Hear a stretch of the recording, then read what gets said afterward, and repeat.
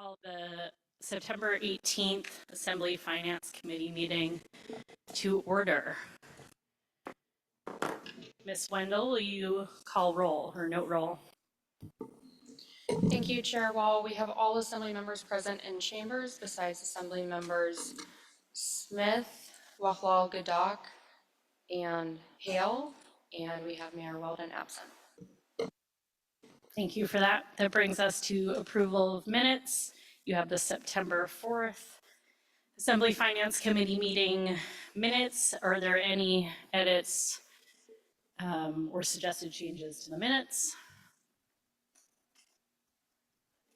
All right, seeing none. Those are so moved, which brings us to the agenda. We're going to start with item number 2, Bartlett Regional Hospital support. Before we jump in, I just want to say out loud that it's been a hard 2 months, and I don't know about anyone else, but having some critical support services in our community close and a natural disaster and the death of a member of our unhoused community, it's been a lot, and it's hard not to feel all the connections of those pieces. And some of this gets very personal and emotional for everybody. And so just to say, I'm trying to do my best to breathe and have empathy for people around me. But I know that it's been hard for me, and I bet it's been hard for other people. So let's just be kind to each other tonight. All right.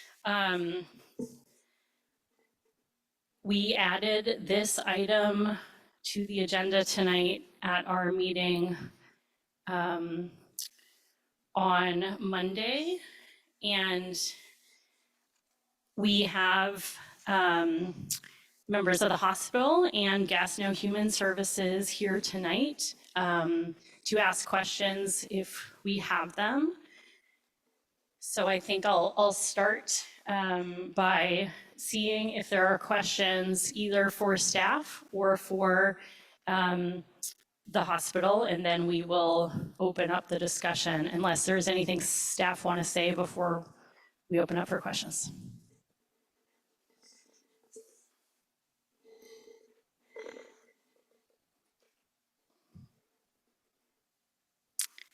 I see Ms. Hughes-Gandy's first.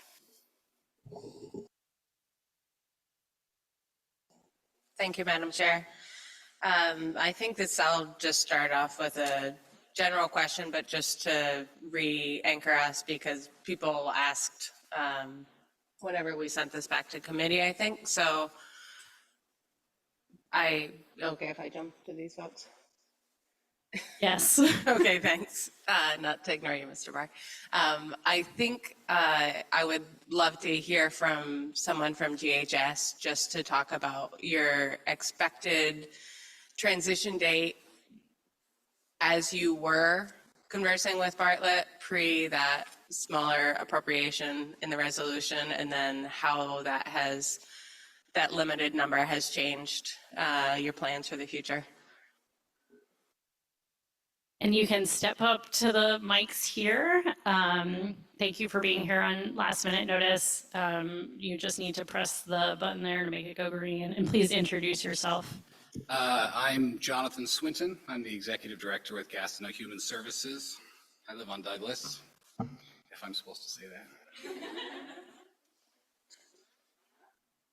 So, we have been in discussions with the hospital for several months now. They'd reached out to us and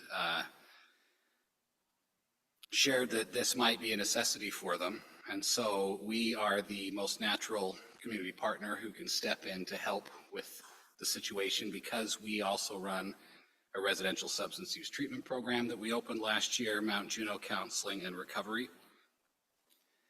And we've been working on the timeline of middle of October for opening 4 more beds in our program, and at year's end to open 4 additional beds in that program. So we have been working as a executive leadership team to try to come up with some ways to speed that process up a little bit, and currently hoping to open all 8 beds by October 14th.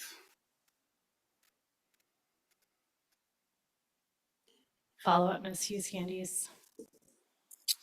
No, I guess, well, yeah, say no, and then I start to ask another question. Thank you, Madam Chair. So I can understand you have to rush to pivot, and I know that just due to your organizational values, I'm sure you're working to find a way to make this happen.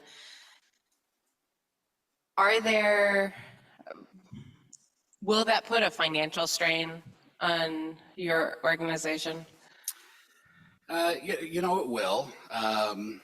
As a nonprofit, we're here to try to serve the community where it needs. And when you work in behavioral health or any medical, profession, we rely on third-party payers for a large percentage of our operating revenue. And the time between onboarding clients, providing treatment, billing for those services, and then actually receiving payment for those services,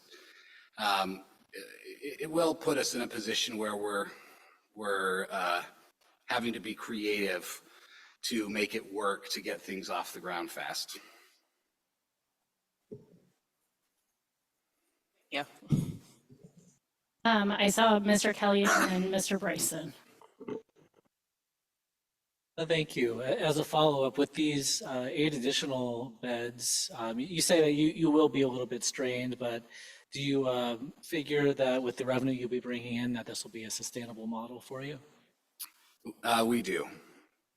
Yep, we've had a year now since we opened the 19 beds in our current program, and it is currently financially sustainable. Now, that being said, it's based on what the current Medicaid rates are and some additional support that we receive from the Juneau Community Foundation and from the state of Alaska through some additional grant funding. Mr. Bryson and Ms. Atkinson. Thank you, Madam Chair. Thank you, Mr. Swinton, for being here and taking this on. This is only the question that I had, so it's not anything more than that. Would additional funding or a loan facilitate this transition period? Is more money the answer, or is it something else that your organization would need to help facilitate the transition? That's a great question. I don't think any executive director of a nonprofit would say that additional money wouldn't help, because absolutely it would. We are fiscally responsible as an organization and, are prepared to do what we can to make this happen no matter what. But it certainly would ease the pressure if we had some funding to help us at least get this off the ground faster than we'd anticipated.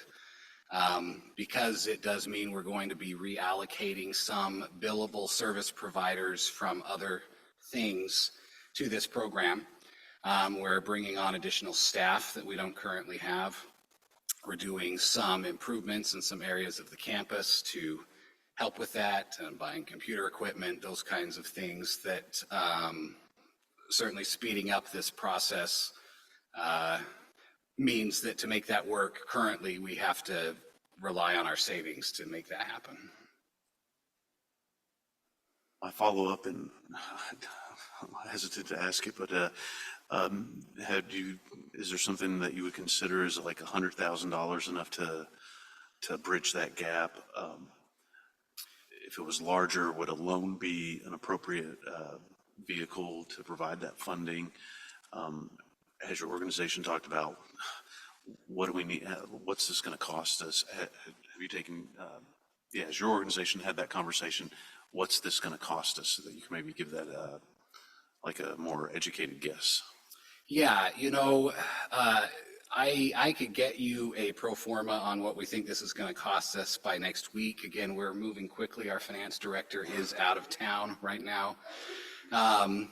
But on the quick cost estimate, we're talking about adding 4 additional positions.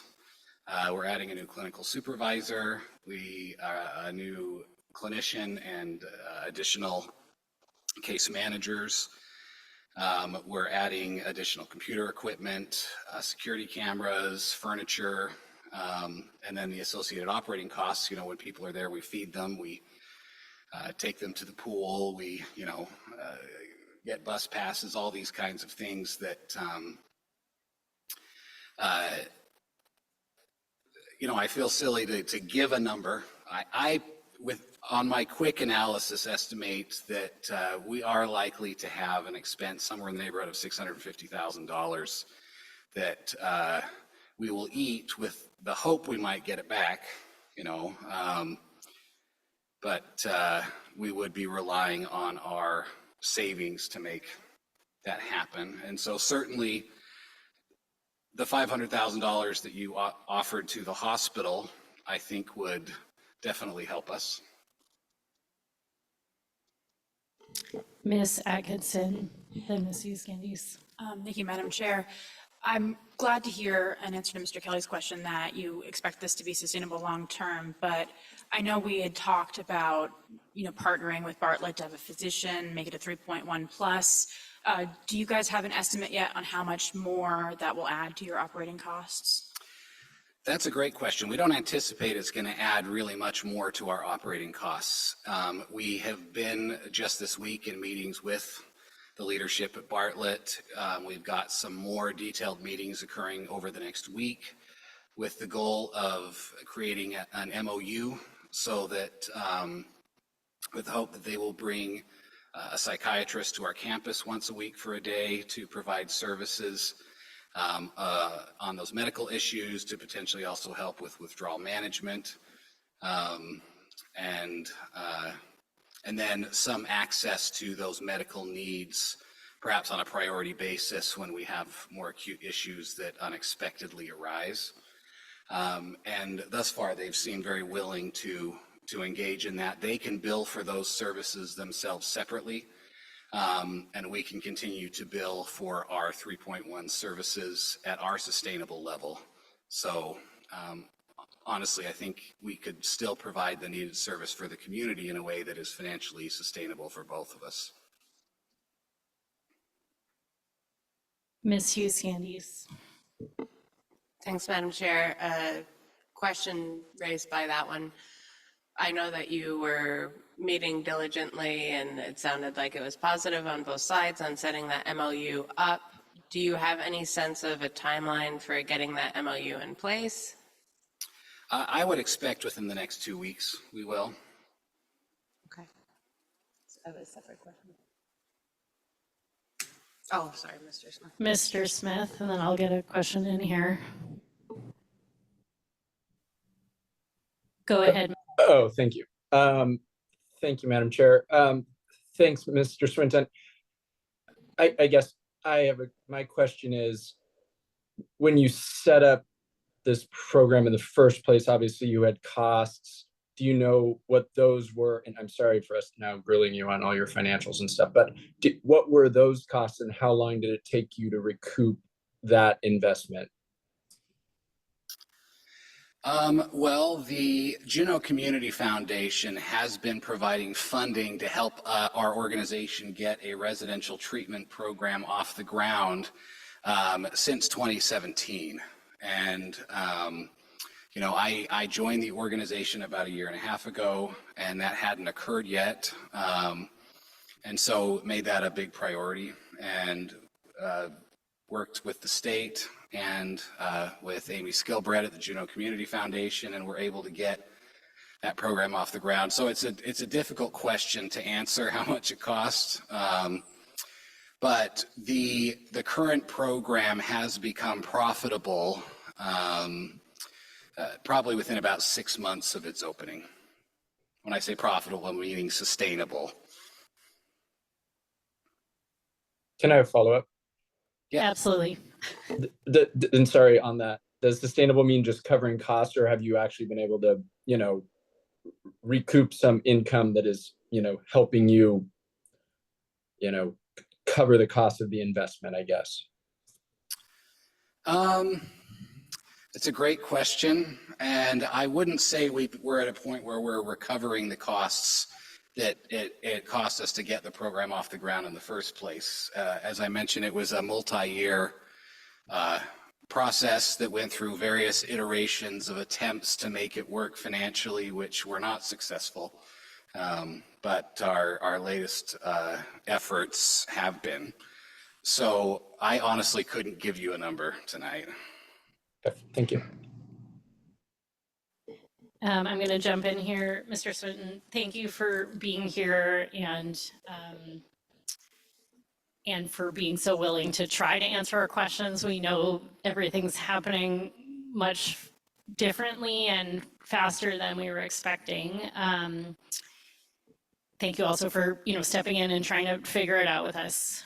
Mr. Bryson asked about kind of the financial needs for getting this started quicker. I'm interested in kind of what else you need. We were in a situation where we were starting to talk about a potential future, and all of a sudden, Rainforest Recovery is closing, and we're trying to move things forward faster. Are there other things you need from the assembly or from the hospital, not just for GHS, but thinking about these clients or these patients, and how do we make this a patient-centered transition? That's a great question. I feel like our interactions with the hospital leadership thus far have been very open and productive, and I feel that they have been quite willing to engage in these discussions. Certainly any leaning that can be done to help them ensure they follow through with the things that we're talking about will make it much more sustainable in the long term. We have a variety of other things that could certainly help that are probably outside of the scope of needing to spend this meeting talking about, but I would be happy to present some of those to you at a later date.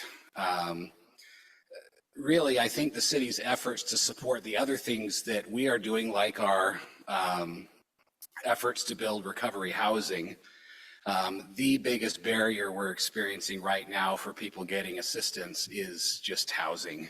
We get people through the program and they're doing well, and we just can't get them anywhere to live. So I know the city is working diligently in a lot of ways to try to help with that. So continuing that, I think, makes a big difference. And I think Bartlett being in existence as a hospital is very necessary to be helpful for organizations like ours. So continuing to support what they need to do to maintain viability. Super helpful, thank you. Ms. Hughes-Candies. Thanks, Madam Chair. Just wondering, and we may have touched on this at the other meeting where we talked about what GHS was capable of. If you, with this having to pivot and rush and get all 8 beds online, if you were in a situation where even that increased capacity wasn't enough, or there was even greater demand, it turned out, what is the capacity, even physical, because it was great to get a tour from you the other day, but if you needed to grow it by another 4 beds, or what would that look like? Well, that's a great question. We have, the organization has been quite responsible and purchased about 11 years ago a parcel of land that neighbored our property, 5 acres, where we are building this 51-unit project. We've been very deliberate in the planning of that build so that it's minimizing the footprint as much as we can of the property. So we do have additional land we could build on. We don't have capacity with our current facilities to add more than these 8 additional beds. And we're making that happen by being creative with some of our other programs. So it would require that we either acquire more property that's already built, or more likely to build more facilities. But If the need is there, I think that we're certainly willing to cross that bridge if we need to. That's helpful. Any other questions for Mr. Swinton? We can invite the hospital folks up here for some more questions if there are not. Mr. Warner and Ms. McDowell, maybe you could come up to the microphone. We might have some questions for you as well.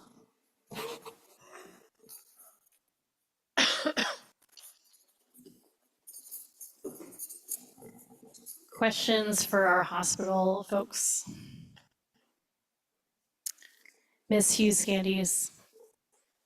Thank you, Madam Chair. I think, thanks for being here tonight. It's the other night when we were sending this here, it was kind of on the fly, asking you sort of how this happened. So similar to my question to GHS, just grounding this discussion for tonight, it would be great for me if you could give me a refresher. On the date that we had expected to transition, and that doesn't have to be about the MOU, but sort of when you thought services might transition to GHS versus where we are now.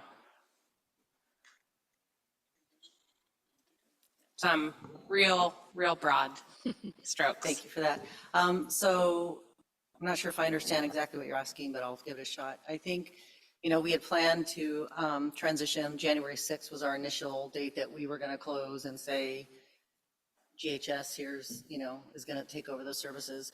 In the midst of kind of the meetings and the different assembly meetings and finance meetings, staff were kind of waiting to see what the future was, with the hope of, getting funding, full funding.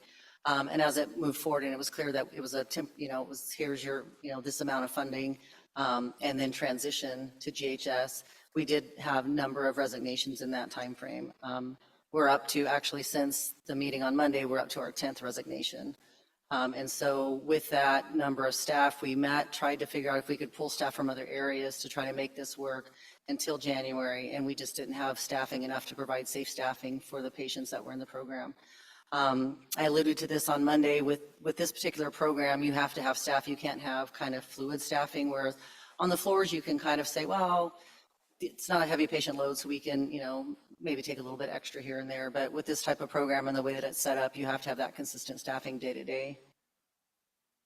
Did that answer your question? It did, and if you could just say the date, which I saw in print the other day, but where we are now. We expected January 6th, but in reality. Where we are now is as of September 24th, the program will be closed. Thank you. Other questions? Mr. Bryson? This is a little, I don't know how close to the topic. How are the patients, how did the patients receive it? Does each patient get like a care plan, how we're trying to transition them out of rainforest? What patient care was given, for as much as you can say about that? Absolutely, great question. Thank you for that. So we did notify all the current patients that were in the program in writing about the closure plan. And it's my understanding the majority of those patients we had were already going to be discharging by the 23rd. That left a total of 4 patients. And as of this morning, I'm very grateful to say that every one of those patients have a safe discharge plan with sober housing.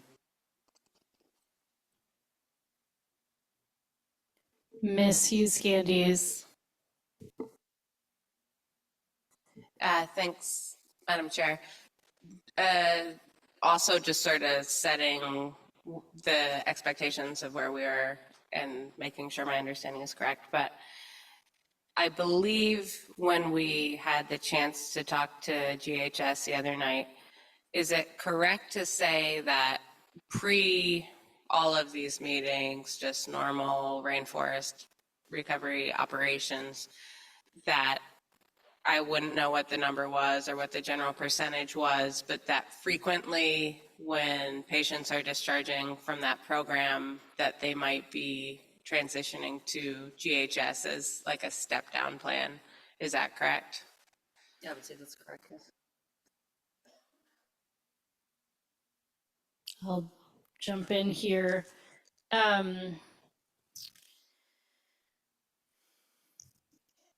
think one of the frustrating pieces of this for me was,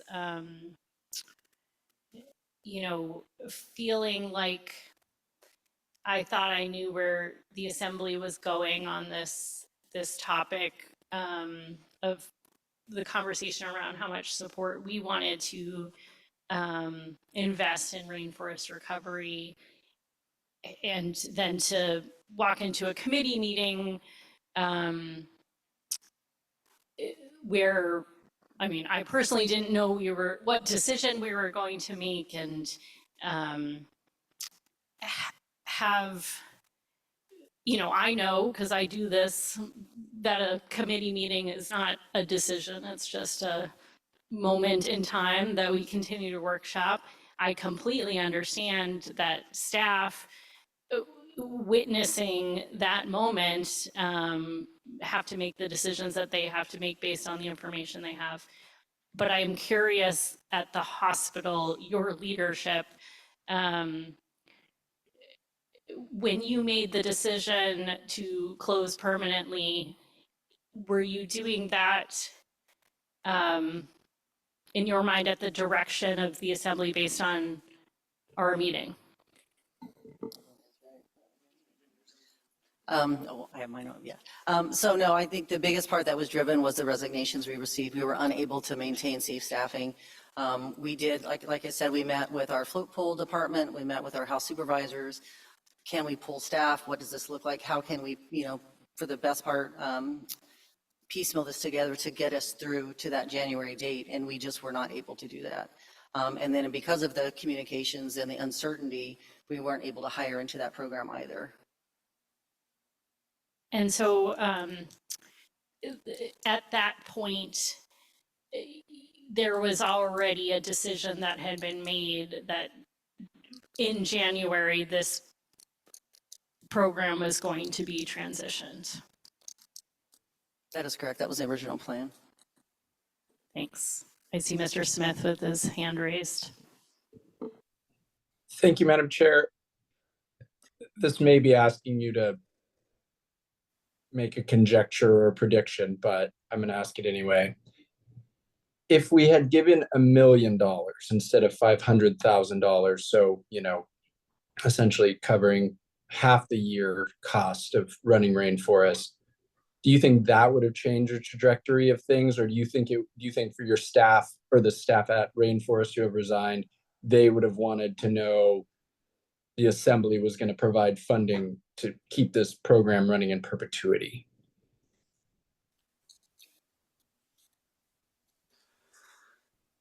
Thank you for the question. It's my opinion that if the program wasn't funded in perpetuity, we were going to lose the staff that we lost at that point, no matter what funding was provided. If we didn't have permanent funding, the result would be the same. Very good. Thank you. Ms. Hughes Gandes.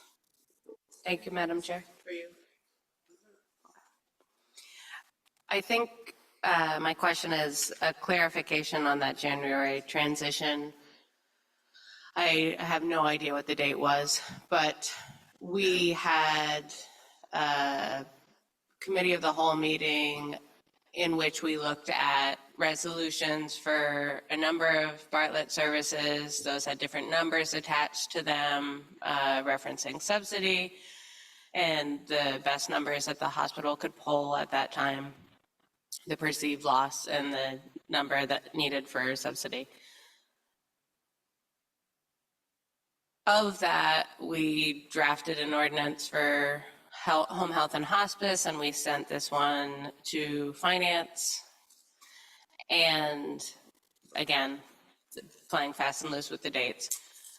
At that point, prior to that finance meeting, was there a plan to transition?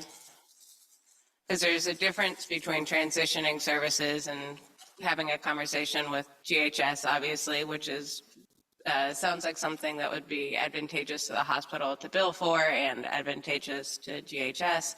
So I'm really to distill the question, I'm trying to find out exactly when the plan to transition was, or when you might have discussed that. That's a great question, and I'd have to look back at the dates as well, but I do know that from early on, even before the committee of the whole meeting, there was a decision point document that was presented that talked about the different programs, and that included home health hospice, ABA program, crisis. And in that decision point document, the recommendation from the hospital was to either, or from the board was to either seek permanent funding or to seek a third party to take it over or to close the program. Ms. Uskanies, would it be helpful to ask, to send a lifeline to Mr. Barr to see if he may not be able to, but I think we're struggling here a little bit where we were asked to basically under the impression that we were exploring options and now are presented with information that suggests that the decision was made prior to that being communicated with us. And if you don't have more information, that's fine. Just curious if you do. No, that would be helpful to get staff perspective. Thanks. Thank you, Chair Wall. I don't have any more specific information or data or dates. That's certainly something that staff could research for you. I do think that just in pondering that question and the process that that we went through, that we observed in meetings, I think staff always attempts to kind of foresee the will of the body, and Bartlett staff is going to attempt to foresee the will of their board and plan and try to make efforts towards that eventual goal, whatever that might end up being. And I think it's further complicated by the fact that both the hospital board and the assembly are both decision-making bodies on this issue. And I think that just added a lot of complexity to the whole process, and both public decision-making bodies too. Indeed. Mr. Bryson. Thank you, Madam Chair. That big old brand new beautiful building that we weren't able to operate as maybe originally designed. Is there any way that use of that building could potentially serve both parties? Bartlett would have somebody in that building.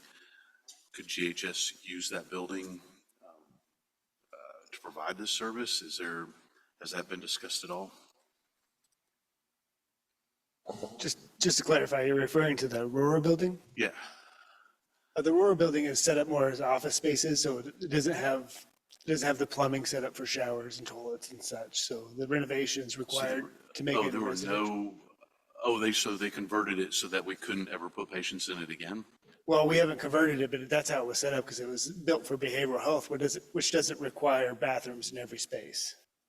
Does that make sense? Gotcha. Thank you. When you look at the RRC building, there's a bathroom and a shower in each of the rooms because that's what it's built for. All right, thank you. Ms. Hale. Thank you, Madam Chair. I have, I guess, some comments, and I'm not sure if you want me to wait or if this is an okay time to comment. Less questions and more some comments. Please wait, Ms. Hale, until I think lots of folks have comments. So I want to make sure we've got our questions. Okay, thank you. Thanks for asking. I've got one more and it, well, I believe it, I think it's been asked by Mr. Smith, but I'll ask it in a different way. Again, some of our frustrations here are feeling like decisions were made before we knew the decisions were made. And so my question is there any way to go back at this point? And what would be the challenges or the difficulties? If the assembly was to say today, we want to provide full funding for this year, we want to have the conversation in the budget, and we want the board to look at reopening. I'm not saying that's what I want to do right now, but I would like to understand what you would be able to do and what you would not be able to do if that was what we were doing. And I realize you're not on the board. You may not be able to answer that, but maybe just kind of the considerations that you would have to go through. So from a staffing aspect, we would have to start trying to recruit staff. Unlike like nursing and some of our CNAs, there's not an agency really that contracts behavioral health technicians. So we would have to recruit, train, try to bring those folks in. Also with our nurses, we would have to, really would change the trajectory of talking to the current staff that's left, that is waiting to go somewhere else, asking them if they're willing to wait it out, to rescind their current offers with other places and their current transfers. And then just another recruitment effort it would take that to be able to, and I don't know how feasible that would be in the current climate. And I'll let Mr. Warner talk about the financial aspect. From a financial standpoint, depending on how long that took to get the staff back up and revenues back rolling like they were, if we were projecting a $1.8 million loss running at a census of 12, it'd take months to get back to that. So you're probably in the $3.5 million range of loss for the year, for this fiscal year. Mr. Bryson. So my memory has not served me well under this topic, but I was under the impression that what got it onto that matrix of what are we doing outside of core services is that it was an unsustainable program because there was no way to collect enough revenue to actually cover the cost of providing the service. Is that accurate, or am I off base again? That is correct.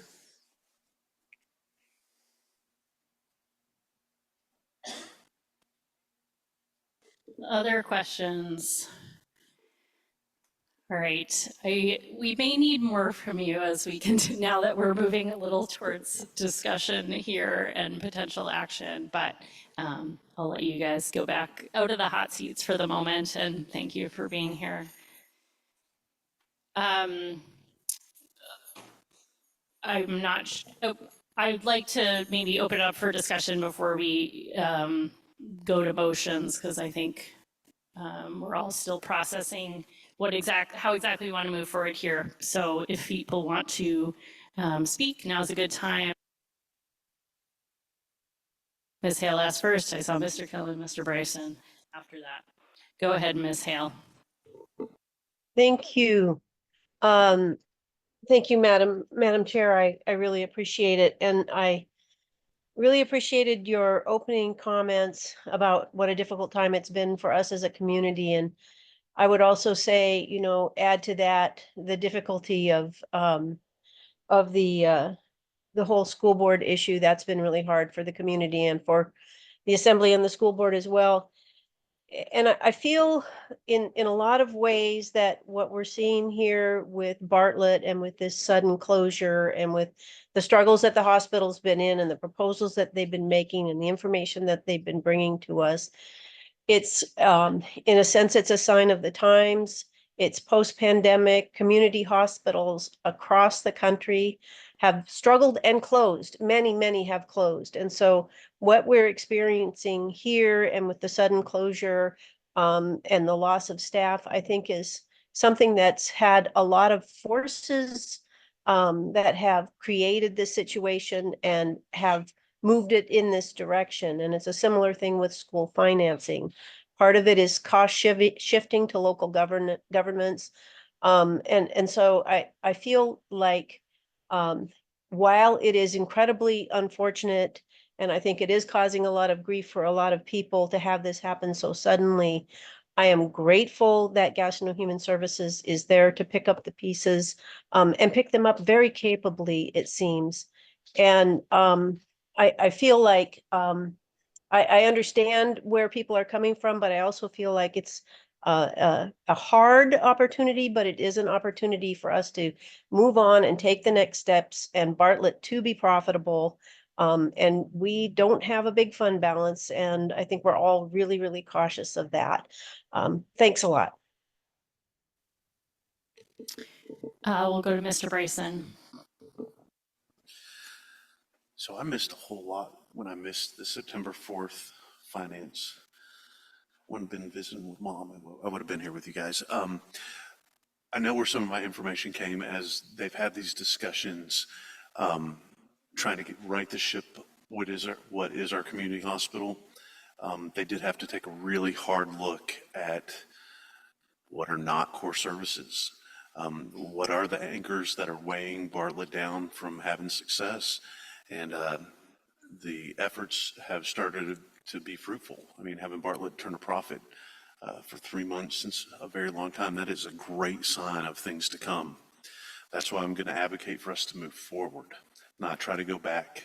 Going backwards would be way more expensive and doesn't necessarily get us a better outcome, because what put this thing in the predicament it is that Bartlett cannot receive enough funding to provide this service.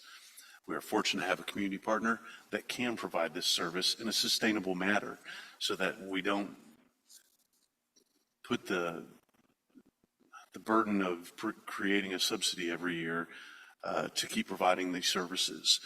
I would be much more in favor of giving another 100 or 150,000 to help facilitate the transition so that they can do it in the timeliest manner. But it's that unsustainability. If they were unsustainable and it got them in a predicament, there's nothing has changed in like the environment. Ms. Hale just hit on a whole bunch of good points that would say that the outcome would be different in a year or two. We would still be looking at unsustainable program where we have an opportunity. Ms. Hale is correct. We have an opportunity to do this correctly. So I'd be in favor of supporting them, that transition and moving forward in any way that this body saw fit. Thank you, Mr. Bryson. Ms. Hughes Candies. Thanks, Madam Chair, and thank you for your comments at the beginning of the meeting.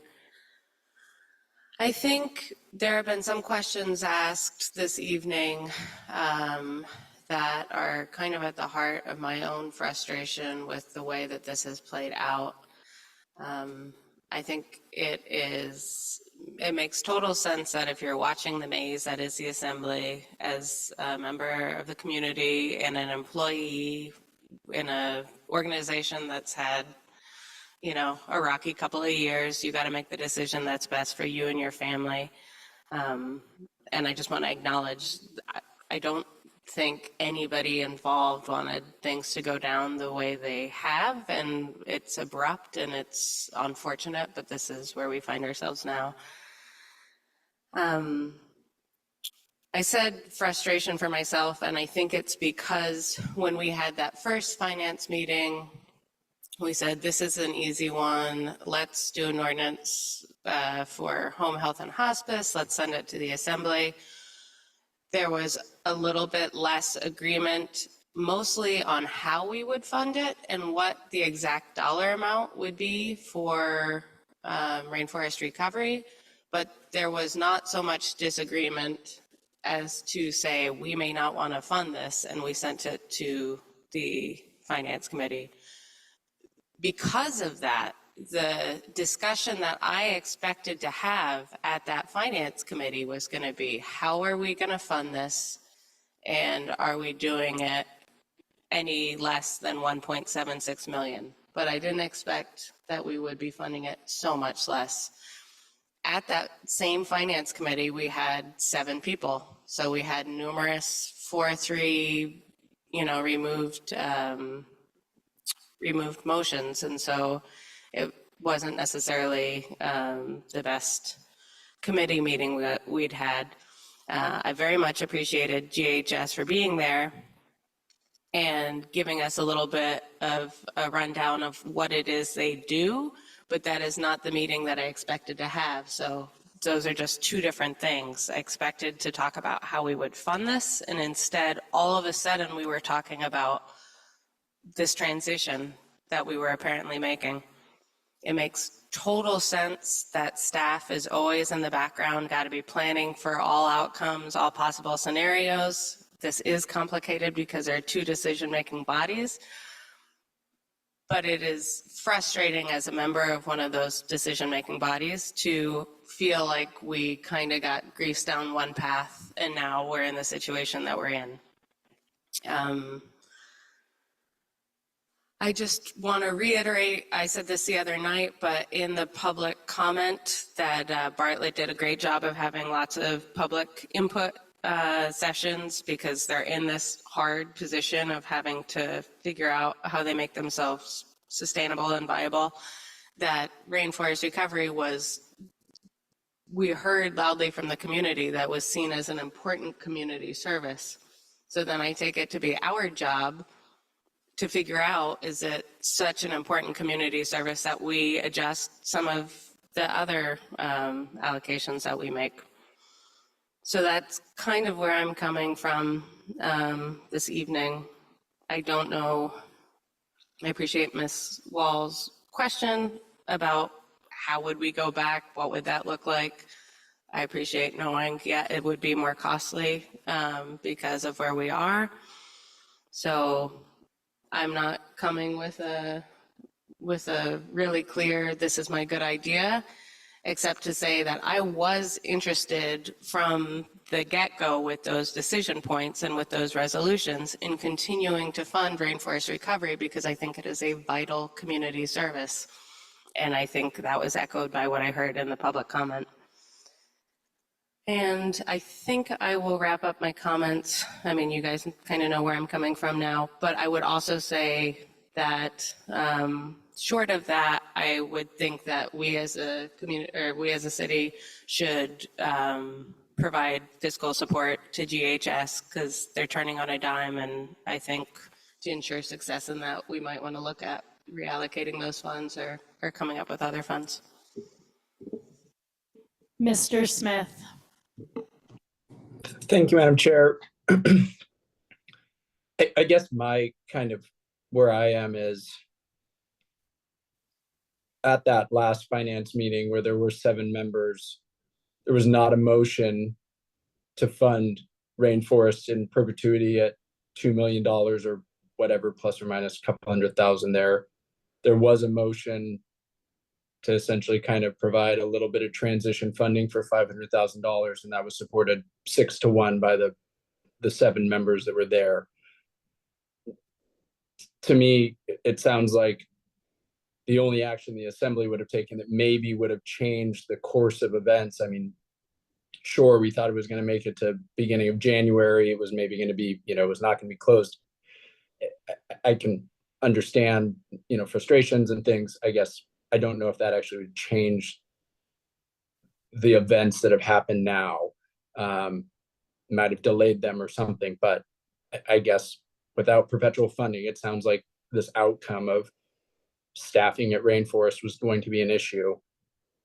To me, I'm looking at those votes, and again, the lack of a motion to try to fund this in perpetuity and to find the $2 million to fund Rainforest in perpetuity was never made. To me, the decision before the assembly is, what do we do with this $500,000 appropriation? I'm concerned about the city's fund balance. I'm concerned about the hospital's fund balance. And to me, I'm trying to decide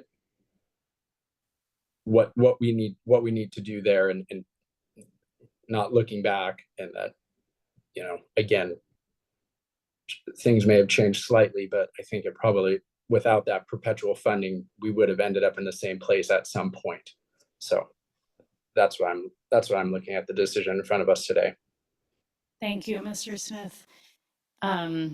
I'll speak briefly. I appreciate people wanting to move forward and figure out how to do that elegantly, but I'll just add some, credence to Ms. Huskandy's comments. We did have a conversation, and many people in this room, more than 6 people or more than 5 people in this room said, we want to figure out how to make this work. We would cut other things before we would cut this. And I think, I appreciate Mr. Barr's comment that you're doing a lot of trying to read this body, and we are not always easy to predict. I think in this case, you may have gotten it wrong. And I'm not trying to get a bunch of people angry at each other. I'm just trying to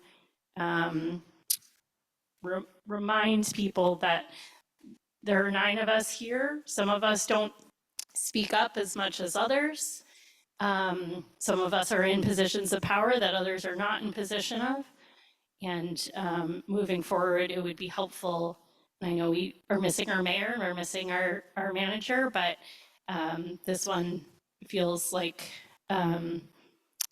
those of us in the majority did not have this move forward in the way that we were looking for.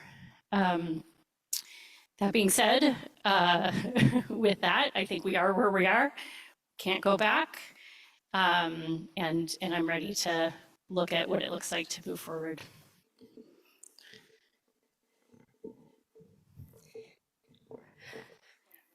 Ms. Hughes-Candies.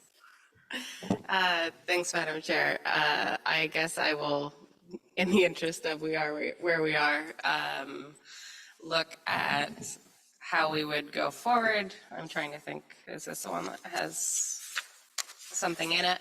Basically, I think I'd like to think about the easy or the best way to do this. It would be my inclination, I would move that the Finance Committee direct staff to redo the ordinance we have in the packet to make the beneficiary of the $500,000 to be a grant to Juneau Human Services. And I'll stop there if people want to discuss it. Any objections? Mr. Smith. Thanks, Madam Chair. I guess I understand where the maker of the motion is coming from. I guess I'm not certain that that's the right amount. It sounds like Mr. Swinton might be looking at some of that information, and I guess I'd like to actually have a better understanding. Is that the right amount necessary to do this? I mean, as we discussed this transition, we had not heard that that Juneau Human Services needed money to do this transition. I'm open to hearing more, but I guess I'm not sure that this is the right amount to go forward with when we've heard, he needs to look at some more information. So I'll object. Thank you. Ms. Hughes-Candies. Thanks, Madam Chair. It would be great to just speak to this briefly, but I think Mr. Smith makes a good point. I neglected to say in the direction to staff that should be an ordinance up to $500,000, so that if we get additional information, we can right size that to if we hear that there's a sharpened pencil number from Juneau Human Services. And then just to really quickly, that's correct. We didn't hear at any point that funds were needed to make this transition. This is something that GHS was looking to do anyway. But I do think it's very important, since we are lucky to have these services in our community, to pick up the pieces here. If they're drawing from their savings and they are diverting funds from other places, what I want most of all is to make sure that the services are sustainable. And given the volatile nature of nonprofit economics, for a lack of a better word, I do think it would be good if we can not make them change their plans drastically when they had been going kind of slow and sustainable. And I would hope the up to amount makes people feel more comfortable. And moving this forward does not mean we can't request additional information. We did hear that within the next 2 weeks, they'd be able to give us a better plan and a pro forma, and I do think that would be required for us to take final action. Ms. Atkinson and Mr. Kelly. Thank you, Madam Chair. I just want to speak in support of this motion. You know, this was money the Assembly was already comfortable appropriating to Bartlett for this program and this transition. And even though the Gas and Human Services has said that they can absorb this cost at this point, they believe they can, we're asking them to do a lot very quickly. And if anything we can do to make this transition easier for the organization, I imagine it also makes it a lot easier for the patients. And we want to make sure this is sustainable. We want to make sure this transition goes smoothly because we're asking people to do a lot here. So I'm totally comfortable with this, and I think we should move forward. Mr. Kelly. Actually, I don't believe I would say much differently than what was just said before me, so I'm fine not adding anything to the conversation. We have a motion and we have an objection. Ms. Wendell, will you call roll? Thank you, Chair Wall. On the motion to direct staff to amend the ordinance in the packet to be a grant to Gatineau Human Services instead of support to Bartlett Regional Hospital and update the ordinance to reflect language for up to $500,000. Assemblymember Hughes Scandies. Yes. Assemblymember Smith. No. Assemblymember Wachlaw Gadak. Yes. Assemblymember Hale. No. Assemblymember Bryson. Yes. Assemblymember Atkinson. Yes. Assemblymember Kelly. Yes. Chair Wall. Yes. Motion passes 6 ayes, 2 nays. All right. I'm going to give everybody a 10-minute break here, and then we'll come back and talk about Eagle Crest. Thank you, everyone, for getting through that. I appreciate it. And thank you all for being here on last minute notice to help us. Really appreciate it.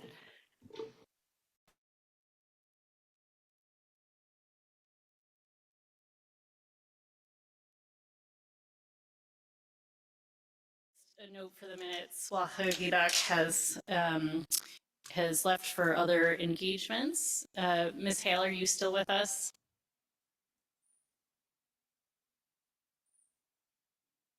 Oh, and Mr. Smith. Good. I knew we were missing somebody. All right, thank you all. This brings us to Eagle Crest. Mr. Duncan, thank you for being here. Would you like to introduce yourself for the group to begin? I'll go ahead and introduce myself. Thank you. I'll go ahead and introduce myself after I introduce Hannah Shively, Eagle Crest board member, Brandon Collum, Eagle Crest board member, Aaron Lupo, interim general manager, interim director of base operations, and director of snow sports school and rental retail and repair. She hasn't been busy. Alexander Pierce, the tourism manager for CBJ, and Skiba, the tourism manager for Gold Belt. And so I know some of you, I don't know all of you, and I was asked to just do a real brief introduction. And so when I graduated from college, I ended up buying the food and beverage business at Mount Baker ski area. So I got in the ski business, and then I started a consulting company doing ski area food and beverage consulting, fairly specific business, which brought me to the Mount Roberts Tram in 1976, and I designed, installed, and operated the food service for the first year of operation. And I just fell in love with Juneau, but my contract was up, and I went away and managed other ski areas for a while. And then 2004, Donna Pierce, the deputy city manager, called and asked if I'd be interested in running Eagle Crest. And I always thought it would be interesting to be an entrepreneur inside of bureaucracy. So I took on the challenge, and myself, along with a very dedicated staff, very dedicated board members, active community, generous support from the manager's office and from the assembly, we were able to build the Black Bear chair, run power, electrical power to the top of the mountain, or to the mountain, build the road to the top of the mountain, which has greatly increased the foot traffic at the mountain. It's really interesting to go up there on a Saturday or Sunday and just see all the people that are up there, which was not the case before the road.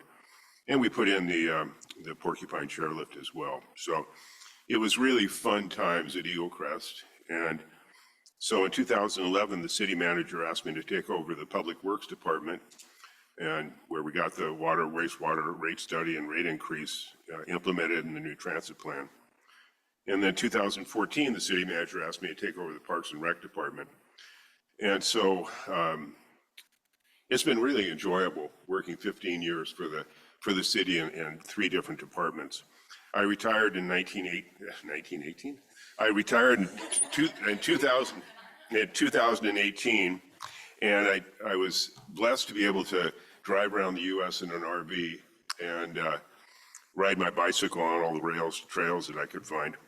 But then in 2021, I decided I was just a little bit too young to retire. So I went to work for the Small Business Development Center, which is funded by the Small Business Administration.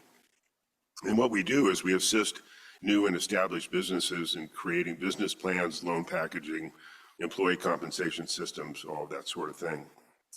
So at the direction of the manager's office, at the direction of the assembly, has asked for a long-term plan for Eagle Crest.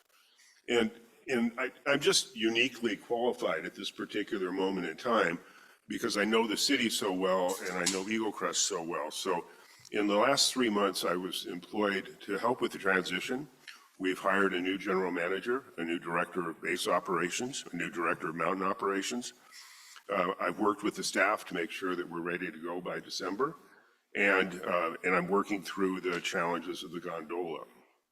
And then starting October 1st, I'll be working for the manager's office, working on the long-term business plan. What does Eagle Crest look like in 15 years? So that's my introduction. So thank you for putting up with that.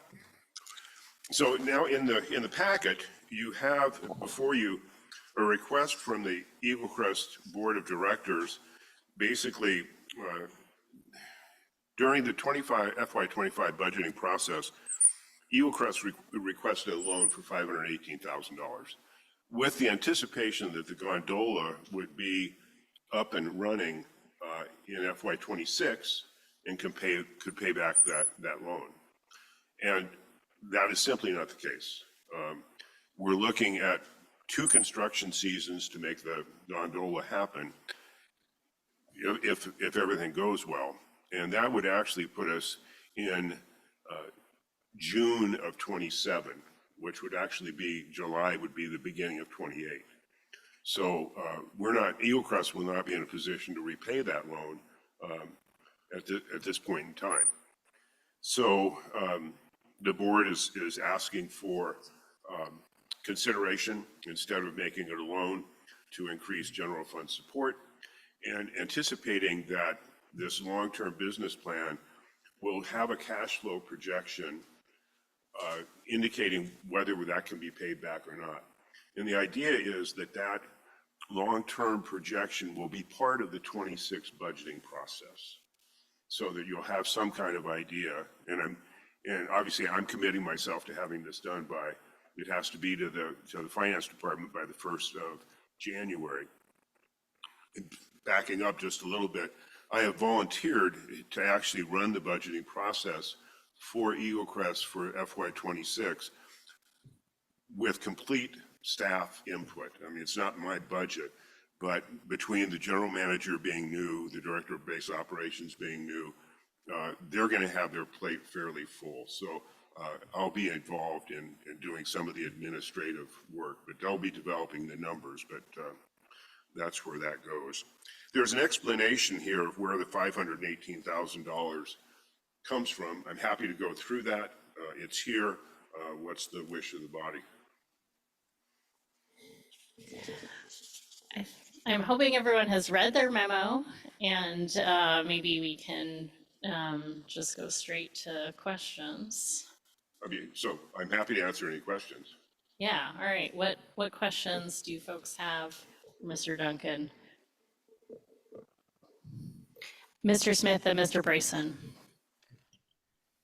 Thank you, Madam Chair. I guess, I don't know if it's a process question. I super appreciate the memo, very informative, and appreciate the, the plans to do some of the work that this assembly's asked for. Others are interested in, I think, anyway, important work to be done.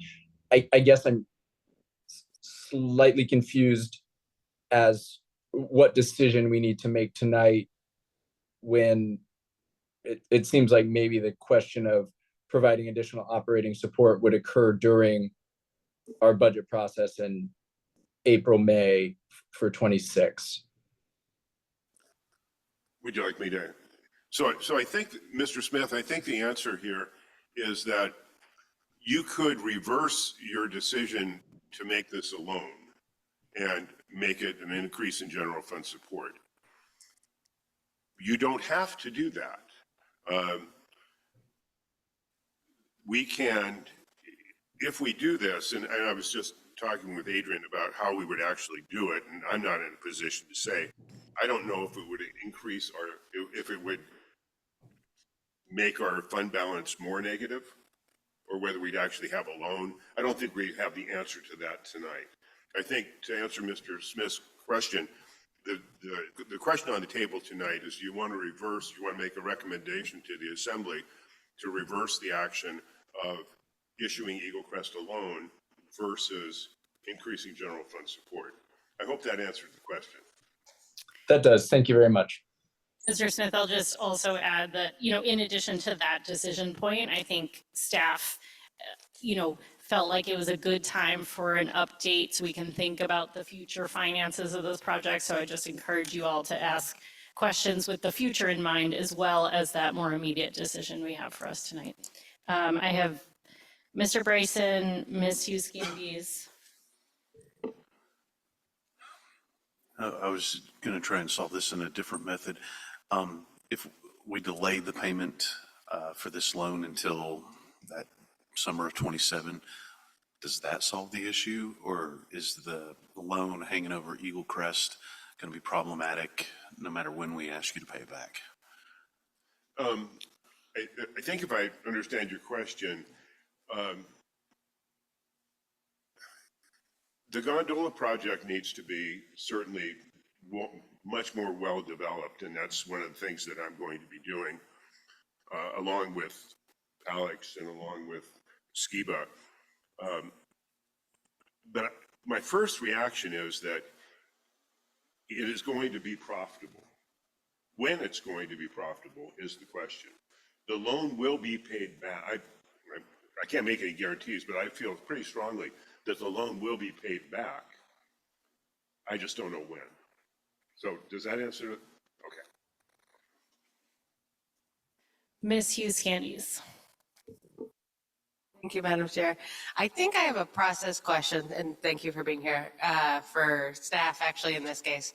So without having my budget book from last year ahead of me, or in front of me, where we are right now with those funds being considered a loan, how would we approach the FY26?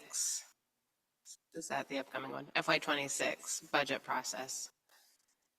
If it was left as a loan, and then if we tonight said, no, we want to view it as just increased support. Yeah, thank you, Assemblymember Hughes-Candies.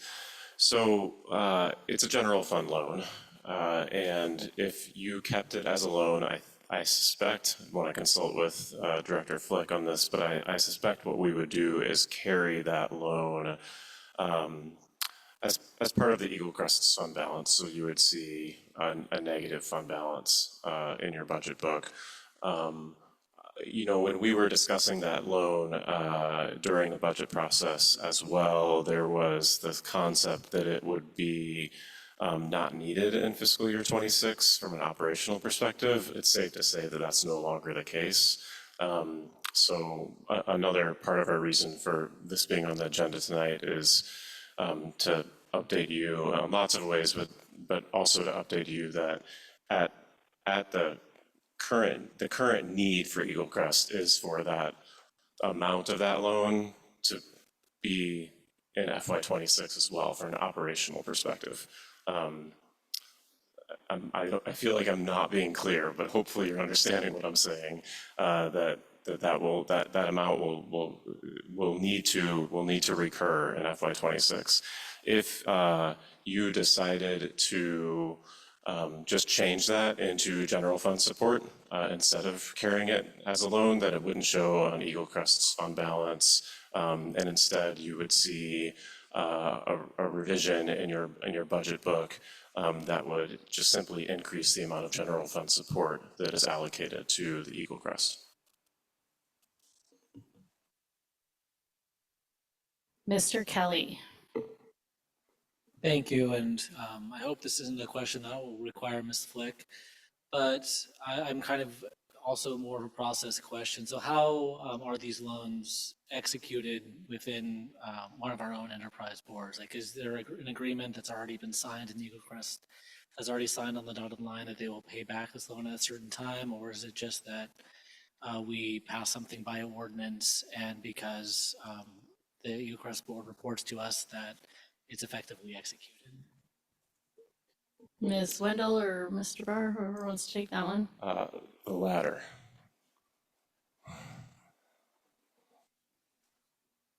Mr. Smith. Thank you, Madam Chair. On the FY '25 loan, could someone, I guess, confirm that the source of funds for that was general funds previously? And then I guess also just confirm, so if we were to just make it a general fund support versus a loan, does that have any impact on our fund balance? Ms. Wendell. The fund balance that has been presented to the Assembly already considers the impact of this loan because it is unavailable for appropriation until that amount is repaid. And so the fund balance that you've referenced in your prior AFC packet already includes that impact. So it will not be reduced with any decision tonight. Ms. Hughes-Gandies. Thank you, Madam Chair. Jumping away from that for a second. We discussed at the time that we were doing the budget, when the gondola might be actually operational, and we talked about a summer share plan. In our memo tonight, it says realistically the gondola will be operational in FY '27, and I'm hoping someone can give me a reminder how that lines up against our agreement with Gold Belt. And I don't know who that would be. Just a technical point, sitting here, it's very hard to hear everybody. Oh, sorry. There's an echo in the room. Yeah. And would you mind repeating the? Yep, absolutely. So at the time that we did the budget, we had a different expectation, or we were talking about, oh, maybe we could do something in the summer and maybe we could get it online by this date. But a more realistic, as said in the memo tonight, is that it won't be operational until FY '27. So how does FY '27 line up against our Gold Belt agreement is what I'm looking for. And Stephen, you want to? No. For the public record, because it's being recorded and we have members online, if you could step up to the microphone to answer the question. She may not feel comfortable doing that.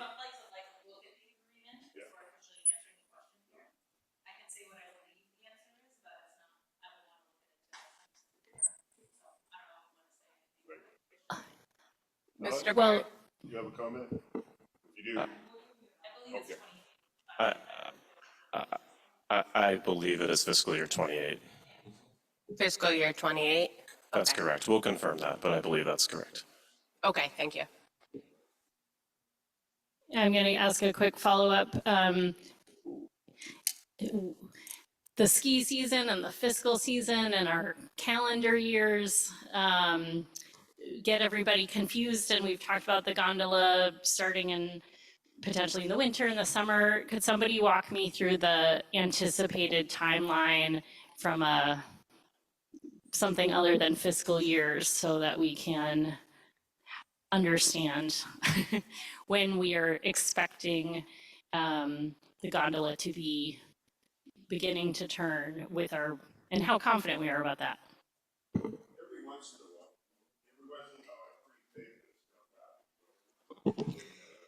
And for the record, for the record, Those online, we are loading up a presentation.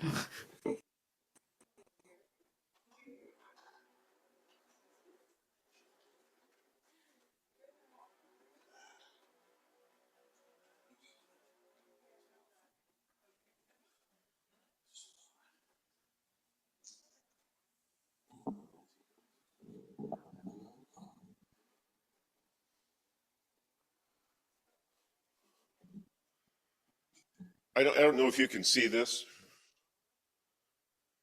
but, so this is FY '25. And where are we? So we're October, we're here. So we might start construction in May of '25. Then in FY '26, we would construct from May of '25 through October of '25, and then recommence on April of '26, and finish construction in June of '27, which is FY '27, and then we'd start operations in July of '27, which is FY '28.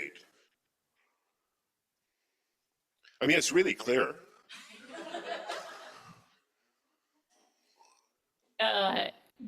The follow-up question being, and how confident are you? Okay, so I want to make this real clear. I'm in charge, or not in charge, but I am working on the operational feasibility, not the construction. So I've run this by our construction folks, and I haven't got any comment back from them yet, but I am saying this is the most optimistic plan, because we were supposed to be doing some construction this summer, building some roads and stuff, and we haven't been able to do that. Which, it took us 2 years to build Black Bear. This is a little bit more complicated than Black Bear, but I think it's still probable. It depends how much money we want to throw at it. We can certainly get this done if we want to spend enough money. So, but this is the way it works out. So the construction is done at the end of FY '27, and we hope to go operational the beginning of FY '28, which is actually July of '27. Thank you, Mr. Duncan. Mr. Bard, did you have additional something to add?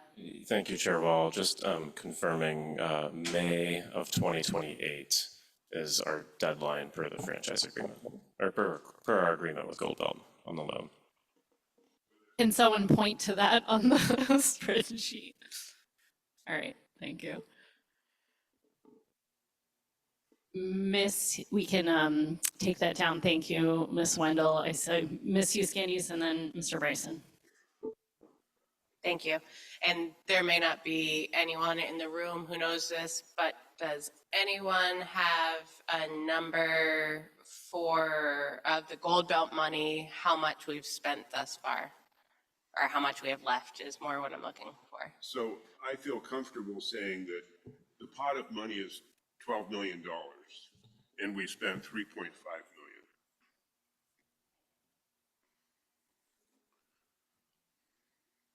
Mr. Bryson. Thank you. This is, again, loosely connected, but what is your anticipation for wages? Eagle Crest has been battling employee retention because of wages. I think that this loan was done in part because of employee wage needs. How do you anticipate correcting that or making it more market friendly in like planning the operations of the gondola? I'd heard of a couple that was up here working the summer, and they said they're going to Big Sky. And I said, why don't you just stay up here and work at Eagle Crest? And they're like, yeah, for minimum wage, they're going to go make $20 an hour working at a down south ski resort. Has any discussion gone into what potential wages could be looking at and what actions you guys could do to correct the wages so that we're not losing population to other ski towns? And I'm happy to answer that question at this point in time. That's part of the other Eagle Crest topics.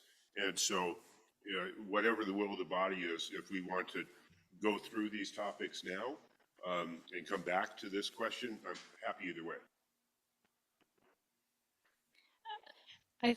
I think we can jump around here. I'd say anything on the memo is open for discussion here, so go ahead. If it would be okay, I think I'll go through the memo and then. Please. Do that. Yep. Okay, so just, there's been a lot of concern in the community about what's going on at Eagle Crest, particularly from a management standpoint. And I'm very happy to announce that, as you've heard in the past, Craig Simmons has been hired as the new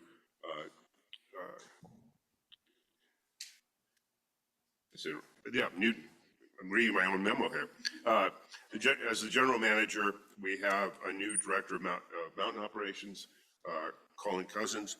We have a director of base operations, Chris Godecker.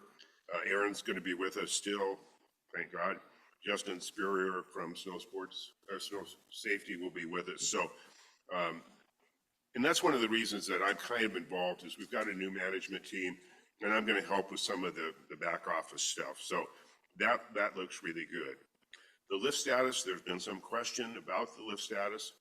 And so we asked Frank Judge from Superior Tramway, who represents riblet chairlifts, and we have three of our chairlifts are riblets. They don't make riblets anymore. And riblets are kind of like the 57 Chevys in Cuba. They go forever and ever and ever. And riblets do too. And you'll see this in the long-term master plan or long-term business plan. What do we need to do to make that happen? And I'll have more information about that. The biggest thing that we need to do is just make sure that we got enough spare parts. And we were fortunate when Mount Seaman and Whitehorse took out their lift and replaced it, we went and got all their spare parts. So we've got a good parts inventory right now. I just don't know how long that's going to last. So that will be covered under the long-term business plan. Snowmaking, again, the community, a vocal minority in the community and has been very concerned about snowmaking. And so, again, we had an independent audit done of the snowmaking system. And the system has never been engineered.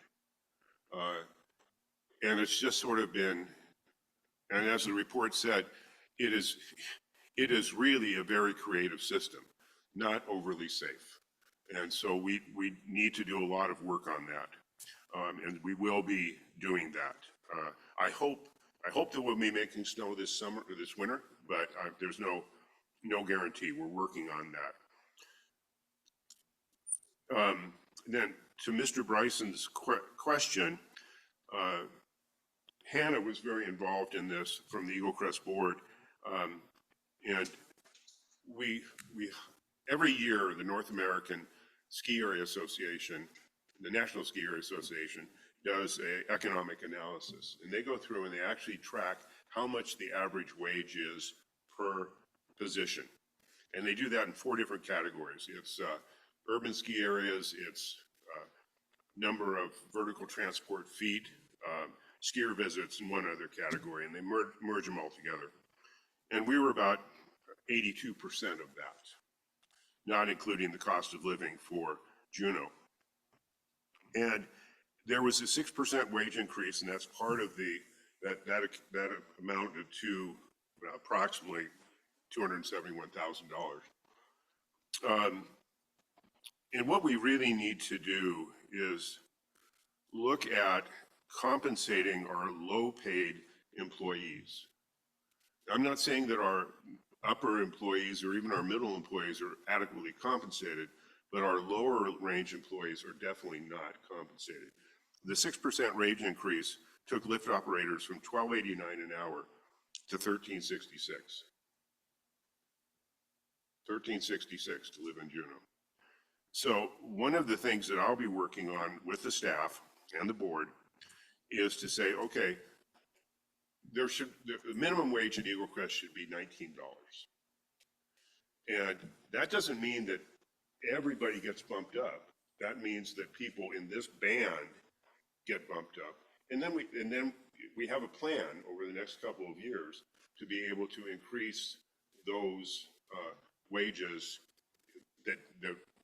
those positions that weren't impacted, eventually work them in two-tier pay system, if you will. Mr. Bryson, does that answer your question? Okay, great.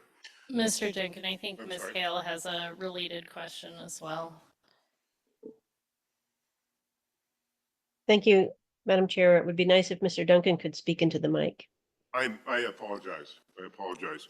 I can go over that again if you'd like me to. No need. I haven't been able to hear you much at all. I was just trying to get my hand up to ask you to do that.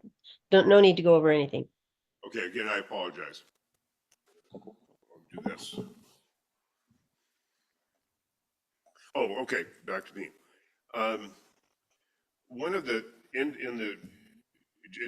again, no action is needed on any of these items tonight, but the Eagle Crest Foundation receives $100,000 a year from the Eagle Crest Fund at the Juneau Community Fund.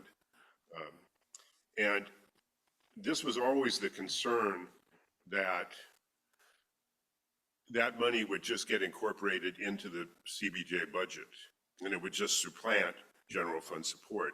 That was never the concept of the donor of that money. And we're going to have to address that. And this is simply pointing it out to you that that'll be another $100,000 line item that we'll have to deal with. So again, nothing needs to be done tonight, just planting some seeds. I've talked about the long-term planning, the business plan. Mr. Duncan, I see a question. Thank you, Madam Chair. A question on that Eagle Crest Foundation item. There is that $200,000 self-insurance connected to the J1 visas. Is it the memo states that it's not clear if that'll keep going forward? I thought it was the intention of the Eagle Crest board to keep using J1 visa employees maybe. Would the board be seeking to adjust that or disrupt that at all? The plan is we're going to have 28 J1 students this year. And we do need to provide UAS with $500,000 with an insurance policy, and our insurance policy has a $500,000 deductible. The Eagle Crest Foundation is not comfortable, not saying they're not going to do it, but they're not comfortable. There was no claim last year, so it was not an issue. But if there is a claim, the Eagle Crest Foundation is on the hook for $200,000 of that $500,000. We're working with risk management right now. If there was a way to buy $200,000 worth of insurance in that case, then Eagle Crest would pay that premium, or the Eagle Crest Foundation would pay that premium. So to answer your question, this is still an area in flux. Okay, thanks. Then the Hooter summer operations, as we discussed,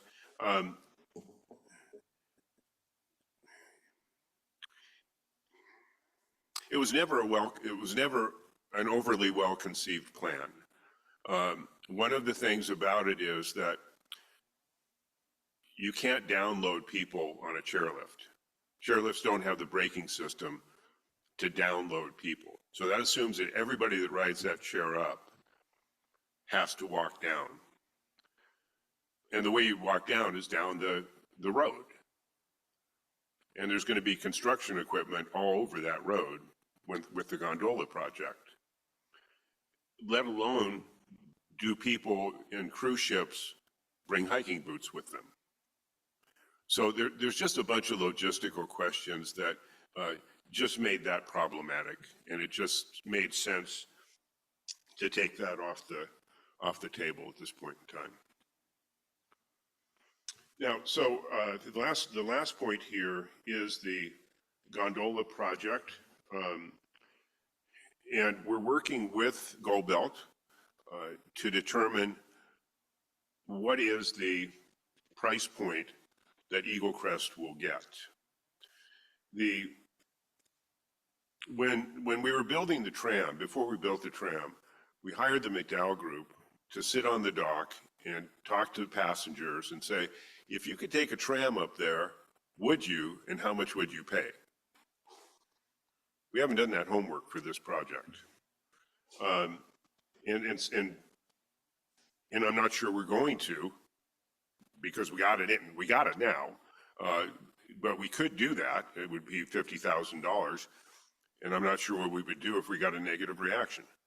So but the current plan that we're working with, the franchise plan, as it's called, has Gold Belt paying us $85. And I could show you all the numbers, but I'm not going to until we finalize the agreement. But we'll be profitable at $85. The tram is charging $55. And we won't be profitable at $55. I feel pretty confident about saying that. So, so that's where we are at this point in time, is we've got a track over here where we're building the thing, and we've got a track over here trying to figure out what is the financial ramifications of it. That concludes my report, and I'm happy to answer any questions. Thank you, Mr. Duncan. Other questions? Mr. Kelly? Thank you. I am wondering perhaps what the urgency would be in making a decision at this meeting, or if we wanted more information about the $518,000 and what our options might be when we expect profitability. If we wanted more time to process those, would another month or two have a negative effect? I think your question is, is there a sense of urgency to do this tonight? No, no. But we can. I mean, whatever the will of the body.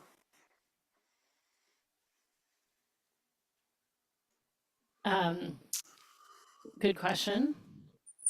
Other questions on gondola, Eagle Crest budget? Ms. Hughes Candies? Oh, thank you, Madam Chair. Just one more question about the gondola status. The franchise agreement is yet to be signed and it has that $85 number in it. What is the timing of having a signed franchise agreement look like? Alex, do you want to come up here and talk about that? Phone a friend. Thank you, Ms. Pierce, for being here.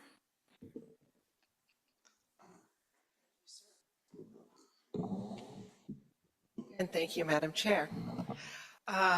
So the franchise agreement, I actually met with our law department to discuss it today.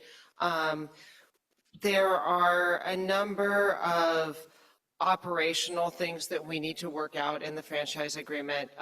And it may not even be called a franchise agreement per city attorney, right? But in this agreement with Gold Belt, there are a number of operational things to work out.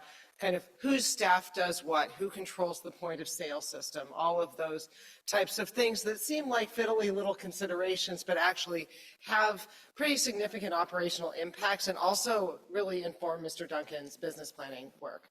So timing on the agreement, we are meeting again at the end of October once our new general manager is on board to bring him up to speed with all of that.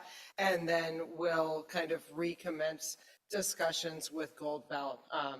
Really the linchpin in this is new GM being on board and being comfortable with what we're discussing and agreeing to in that franchise agreement. Okay, thank you. That's helpful. And sorry, if I may, through the chair, one additional factor. In conversations with Gold Belt to date, we've talked about that $85 number. So it's not an unknown number to both parties. It's the number that we're working with right now.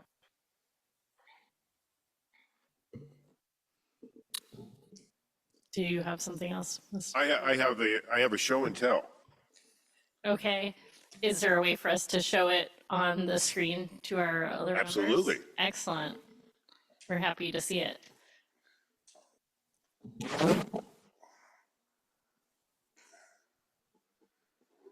So we're working on a culture here of cleaning up our act.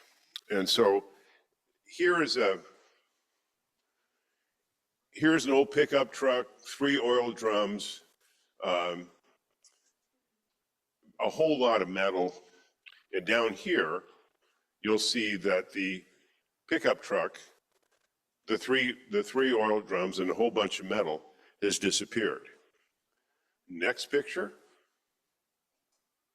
Here we've got 15 55-gallon drums of used motor oil, a whole lot of electrical equipment, just trash. We had a mentality of simply, if it doesn't work, we just put it away in the boneyard. This is the same, close to the same picture. And you'll notice no oil drums, no electrical equipment. And the next slide. Again, 2 more pickup trucks, 4 snow machines, and a whole bunch of metal. And this picture shows it's cleaned up. This has nothing to do with me. This is the staff just said, it's time to clean up our mess.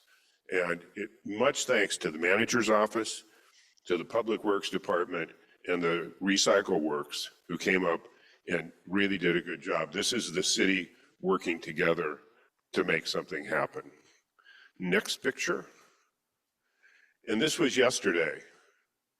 Aaron at the whiteboard talking about everything that we need to get done. And so the team is really starting to gel together and hashing out issues. And so it's just really good to see this. It's ironic because it was a beautiful day and we're all inside. And so today wasn't a beautiful day and we were all outside.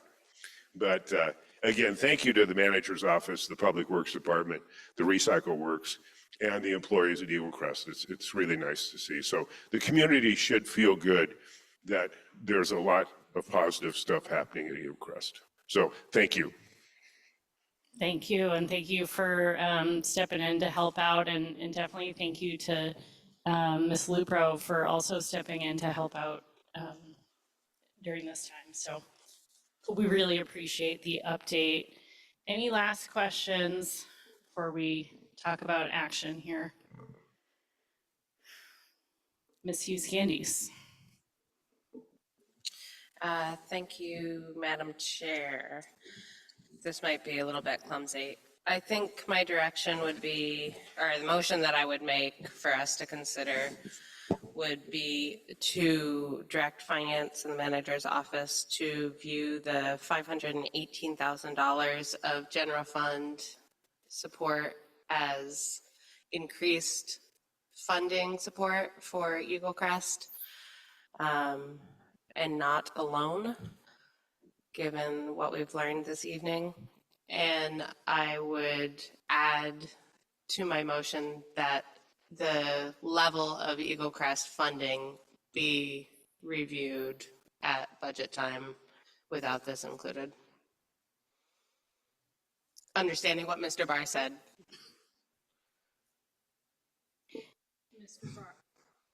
Sorry. Mr. Barr, clarifying question. Thank you, Chair Wall.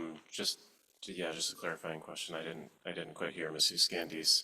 Was the latter direction there that the Eagle Crest funding be reviewed during the budget process pre $518,000 loan, or with that added in? One time or ongoing? Yes, one time would be a cleaner way to say it. Miss Hale. Object for purposes of a question. I guess I'm not quite sure I understand the second part there. You want to take the 518,000 and not be a loan and have it be just part of their funding, but I'm not sure what you were saying about reviewing Eagle Crest funding during the budget cycle, because we do that anyway. So I just didn't understand that. You can just, just to view that as one time. So my motion would be to change this $518,000 to be a grant, not a loan, one time. Super, thank you. Mr. Kelly. Thank you. Going into this meeting, I was kind of going the same direction that Mr. Bryson had was going, and that perhaps we would just extend the payback of the loan until it became profitable. I just before I voted on this, I just wanted to see if there's anybody else who was interested in that, or if anybody remains interested in that.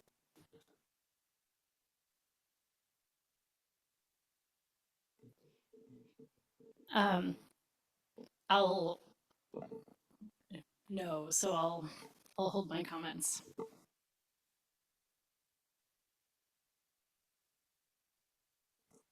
I'll go ahead and withdraw my objection then.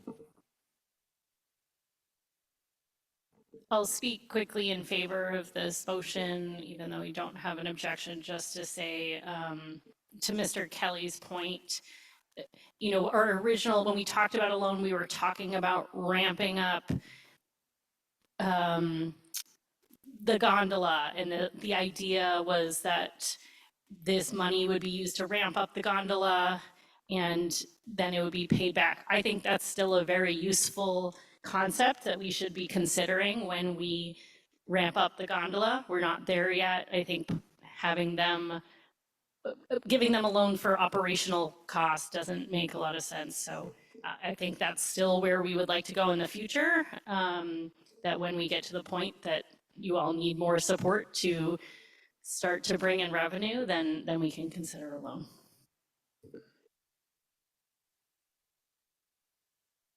Or remove my objection.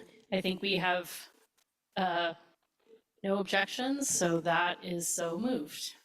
Thank you everyone from Eagle Crest for being here. We will release you. I'm gonna, do you guys want a quick break for the next one? I see some nods, so I'll go with the nods. We'll take 5 minutes, so we'll make this back at 2 past.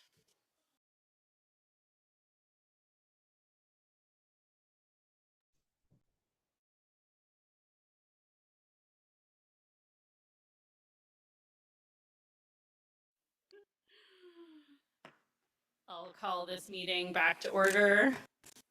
Thank you, Ms. Hale and Mr. Smith, for sticking it out with us.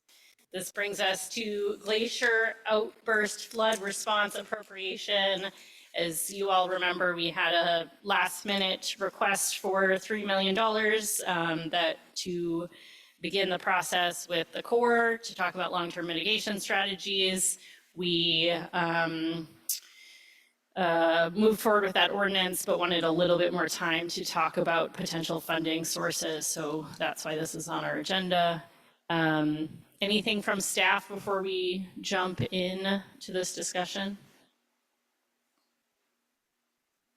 Go ahead, Mr. Barr. Thank you, Chair Wall. I won't go into this in too much detail. You've seen this memo in your previous packets or some iteration of it, I believe. This is from Manager Kester on potential funding sources that you might look at. Happy to go into detail on that if that's desired or answer questions.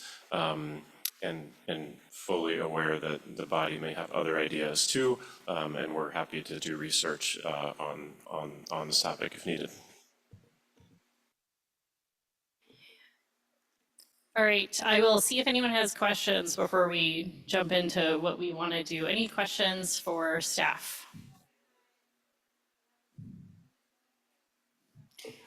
I had just a quick one.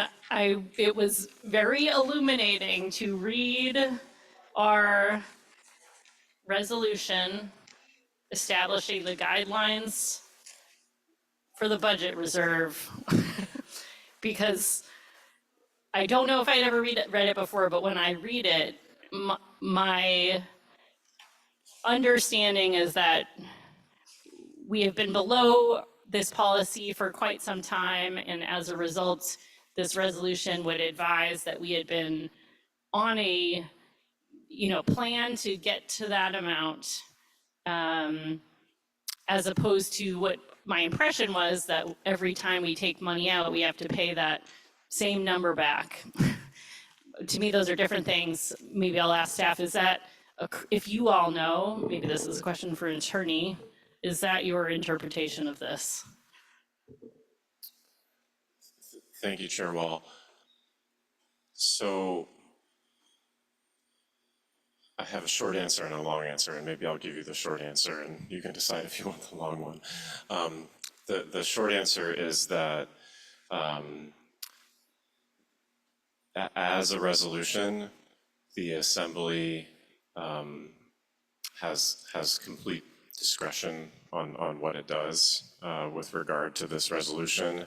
And I think it's fair to say that resolutions set intent and maybe set culture and practice of the Assembly. And the Assembly can certainly choose to change that practice as it sees fit.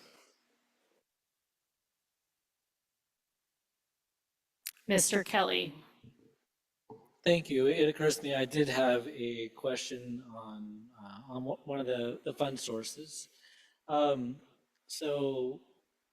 on the 19th, when we appropriated the $1,055,000, 150 of that was to go towards mitigation.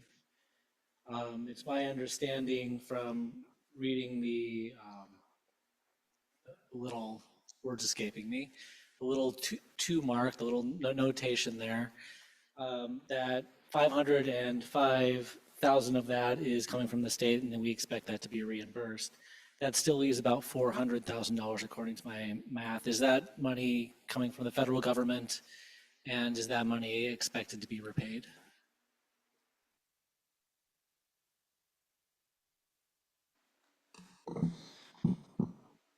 Through the chair, if I remember correctly, and if you give me 1 minute, I'll pull up the adopted ordinance. However, my recollection is that $400,000 was funded from wastewater or water utility funds for repairs to stormwater systems that were damaged during the flood. But if you give me 1 minute, I'll pull the adopted ordinance and confirm. I can probably follow up with you offline if that's all right. Other questions?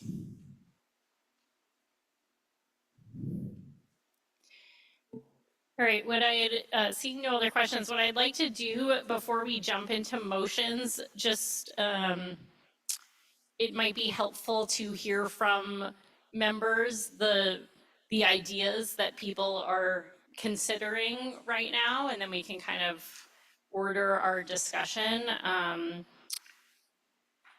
Similar to when we talk about the budget, we try to see the whole universe before we make decisions. And so definitely curious what ideas are out there right now, and then we can talk about those ideas. Mr. Smith, I see your hand first.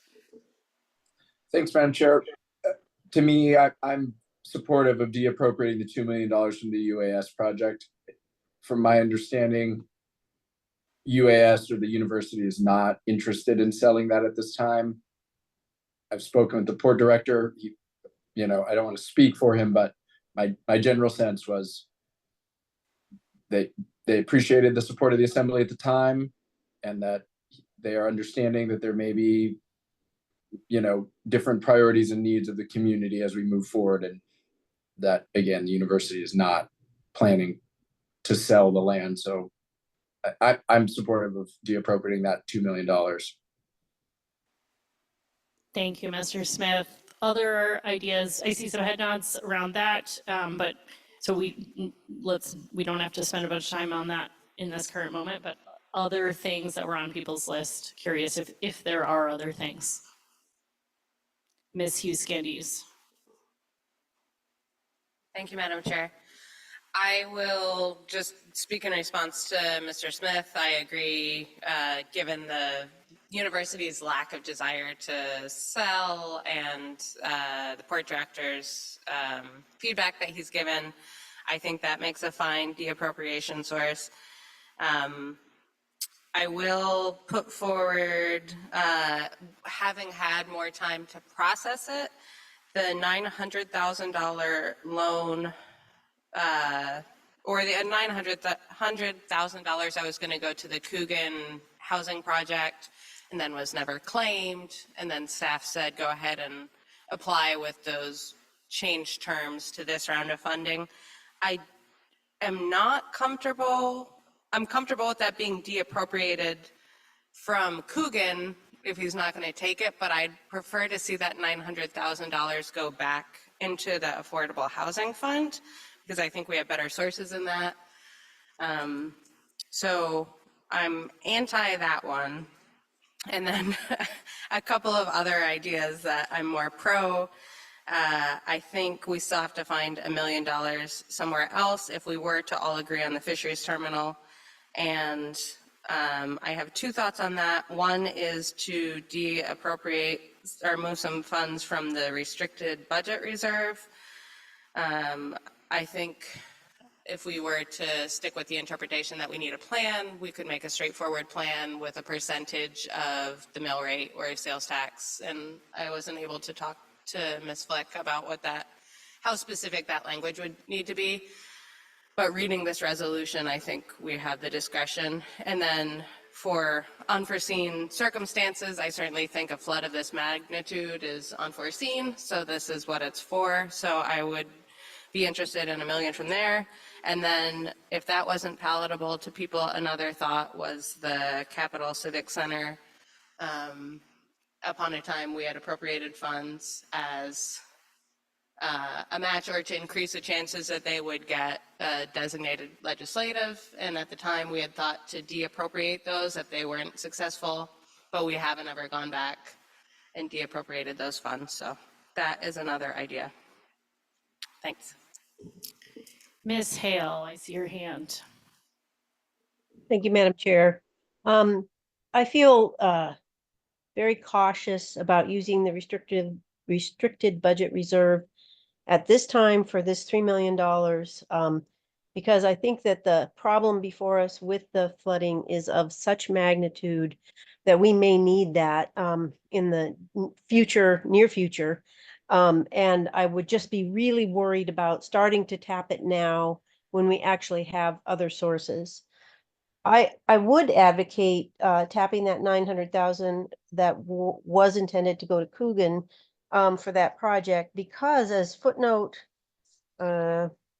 3 says on page 14, we appropriated 1.6 million extra, which basically would cover that 900,000 last year into the Affordable Housing Fund. And Affordable Housing Fund and affordable housing is an extremely high priority for me, but that's not being used. And that was extra money that we appropriated to make sure that we made up for the money that was needed. That wasn't actually not needed because it's not being used. And the fund has enough money in it this year, as I understand. So that would be my preference. I will also argue against taking money from the Capital Civic Center appropriation. There have been some really big donations lately, $1 million from Fred Kochen, which is really amazing, and other big donations lately from residents of Juneau. And I think what they're doing is they're demonstrating their commitment to the Capital Civic Center. And I would just hate to see us start chipping away at that money when we are making progress. Thank you, Ms. Hale. Mr. Kelly. Thank you. I find myself largely in agreement with Mr. Smith and with Ms. Hughes Gandy's, largely in agreement. I would be for the deappropriating the 2 million.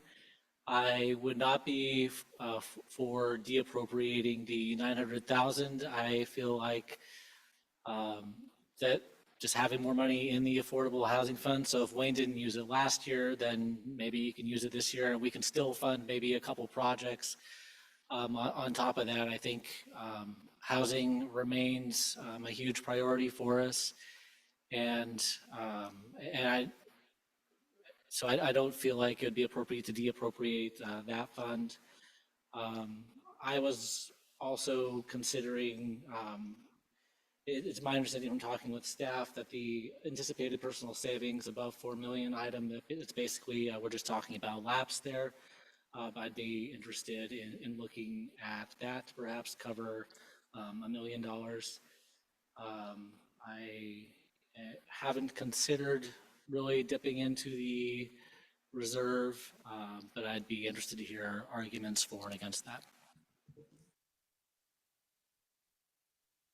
Mr. Bryson. Well, can I ask a quick clarifying question? Did you add did you add any new items to the list just in case I missed it? In a way, yes. I mean, effectively it's general fund, but I was talking about using the lapse. Okay, thank you. I thought there was one other thing and I just missed it. Thank you. Mr. Bryson. So I was thinking about how to fund this problem, which is our largest looming problem that we have to face. I don't want to take away from our other problems. Housing is still going to be a problem. Childcare is still going to be a problem. So I don't want to take the 900,000 away from the Affordable Housing Fund because housing is still going to be one of our issues that we have to face as a community. So many of the answers have been correct. Restricted budget reserve, we actually have in our code that we should have it at a higher level because I think Ms. Hale is right.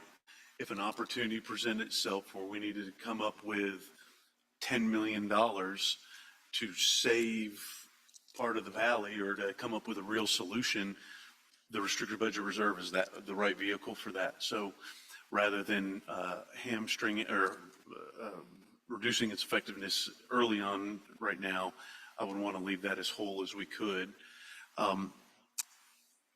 While I appreciate Ms. Hale's sentiment about Capital Civic Center, that is not a problem that the community is screaming for us to answer. We do have a group that is advocating for us to support it, and the city has supported it, but it is not a health, life, safety issue right now. And we can peg housing would go into health and safety. So that's why I would be comfortable with pulling from the Capital Civic Center before any of those other sources, because we can always refund or commit money to the Capital Civic Center when a project actually really came about. and not in the wish phase still while we solve the real problems of Juneau. And so I don't want to discourage anybody from the Capital Civic Center or any of those organizations supporting it. We just have massive community needs right now that we really should focus our financial strength on without spreading ourselves too thin. Thank you for the time, Madam Chair.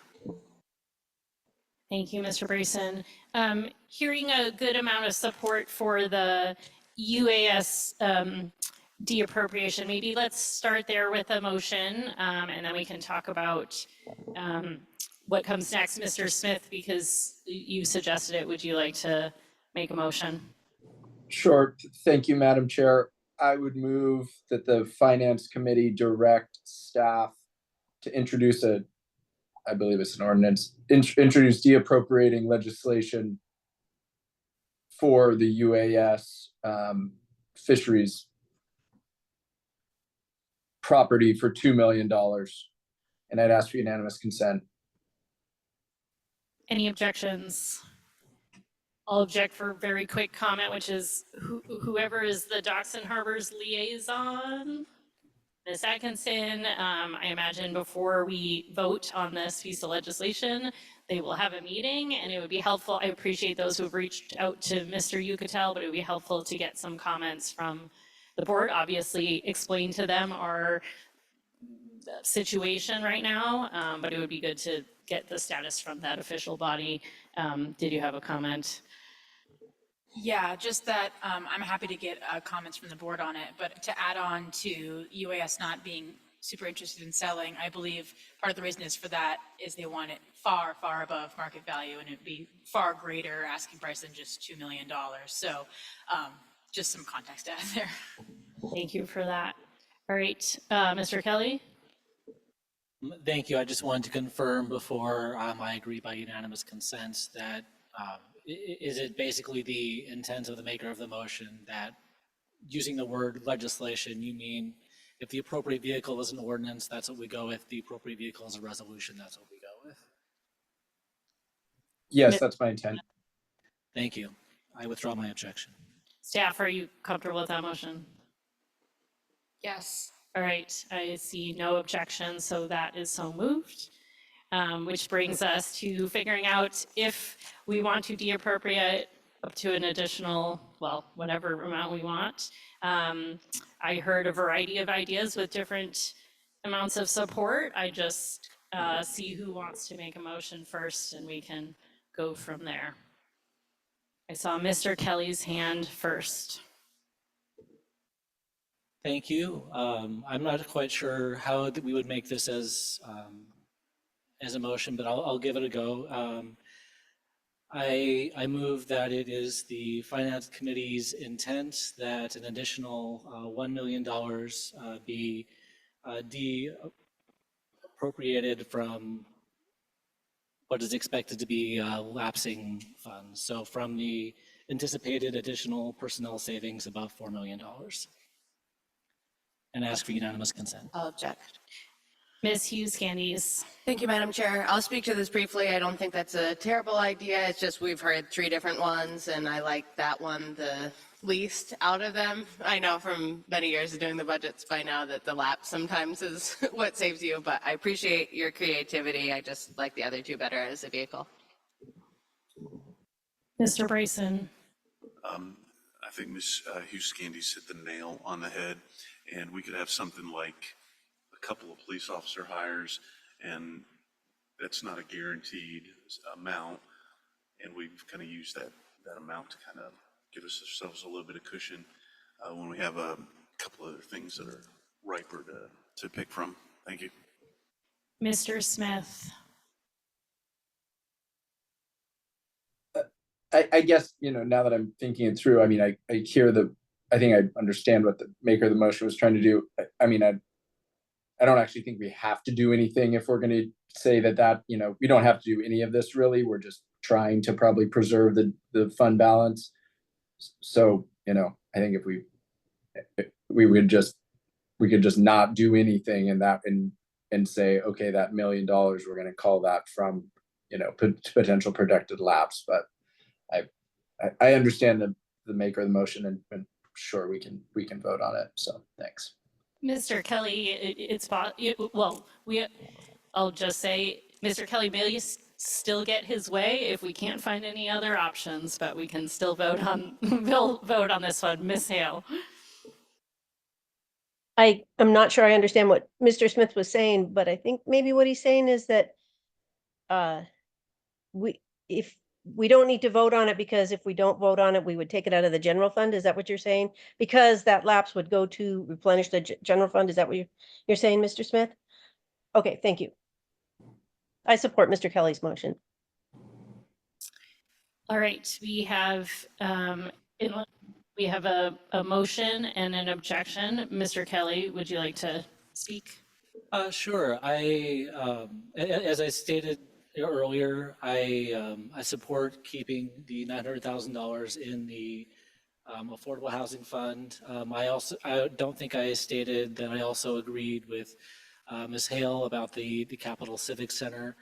And also kind of speaking to Mr. Smith's point,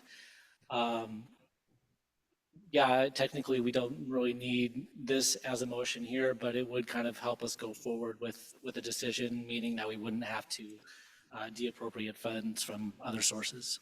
So that's all I have. We have a motion and objection. Ms. Wendell, will you call roll? Thank you, Chair Wall. On the motion that the Assembly Finance Committee's intent is to fund the additional $1 million from the flood appropriation from FY24 personnel service lapse.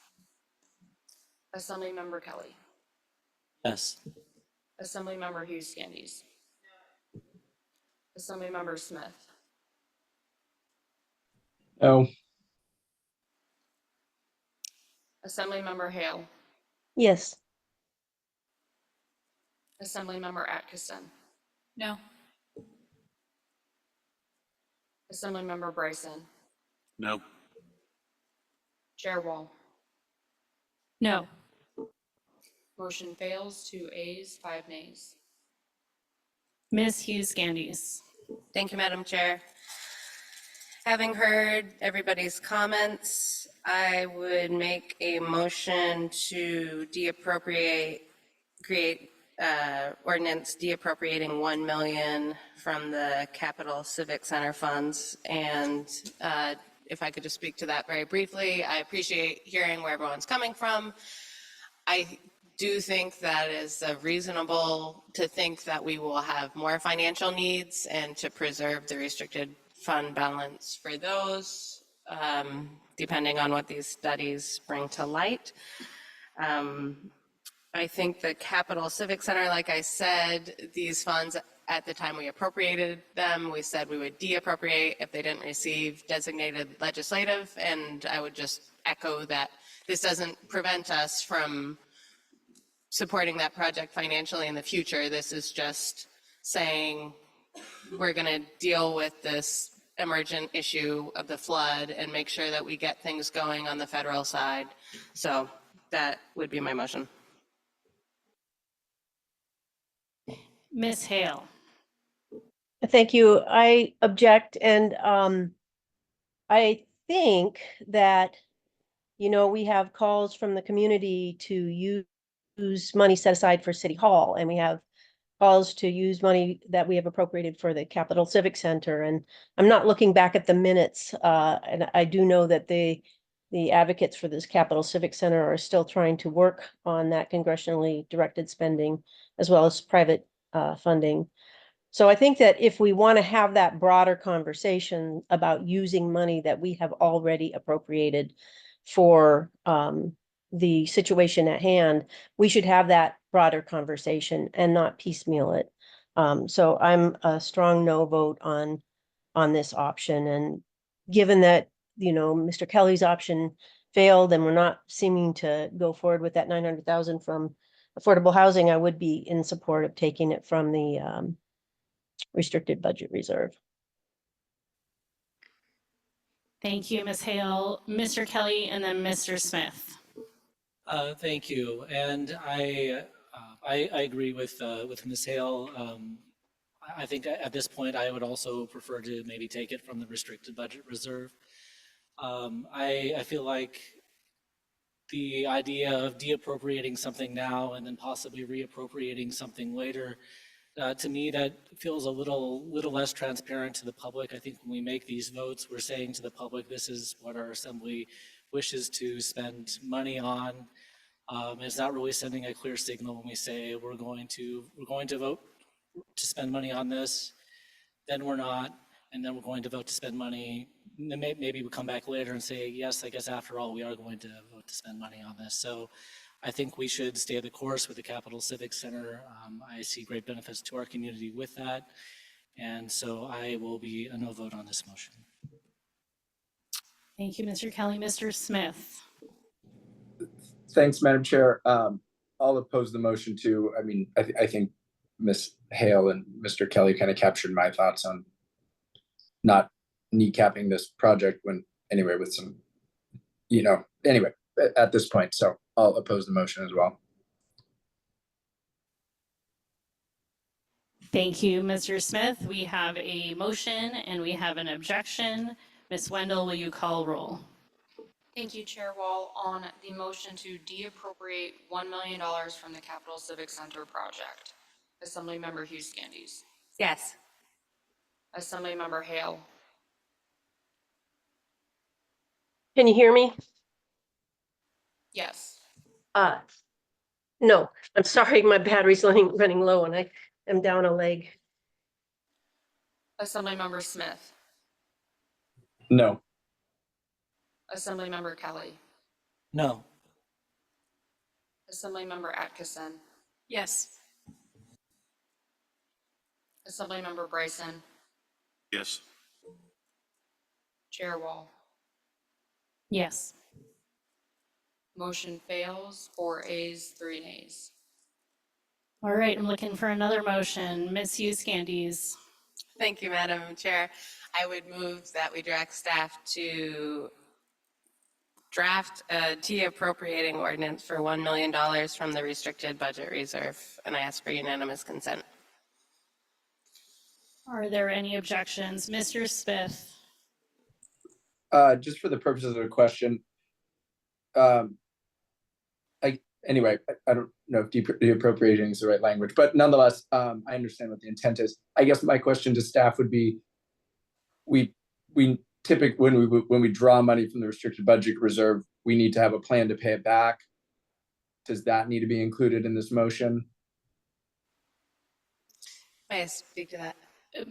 Yes, Ms. Hughes Candies, and then I'll ask, since the question was for staff, I'll also ask. Sorry.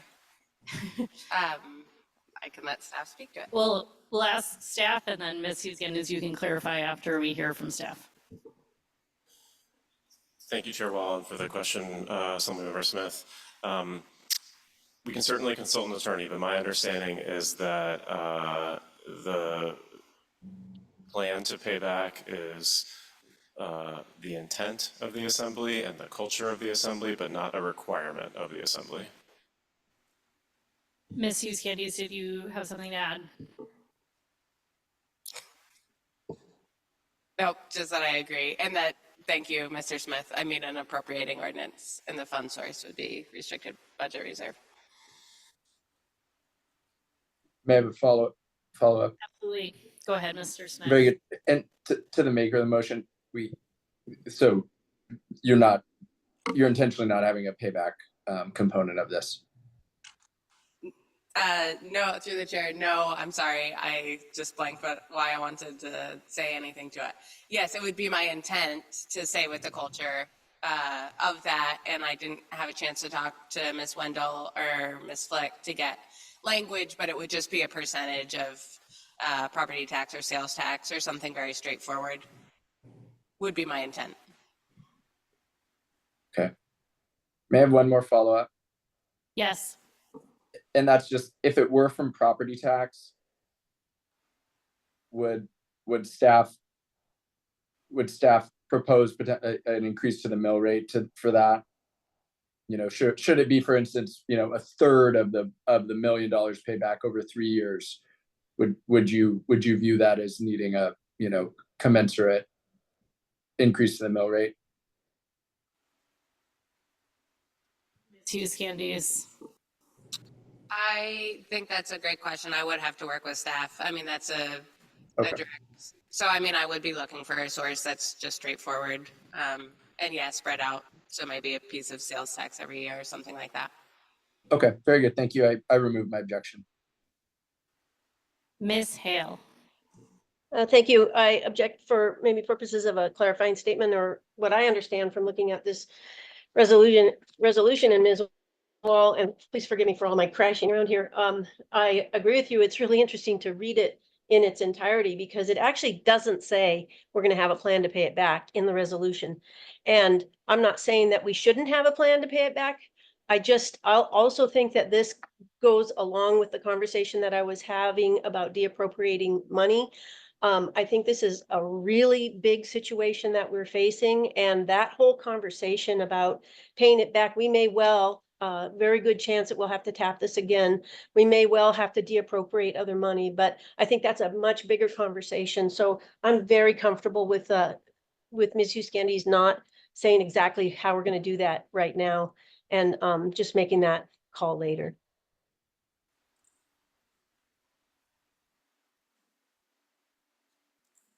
I do not believe we have any objections. Is that correct? All right, that motion is so moved. Any last motions related to money and finances? All right, seeing none, that brings us to adjournment. Nice work, everyone.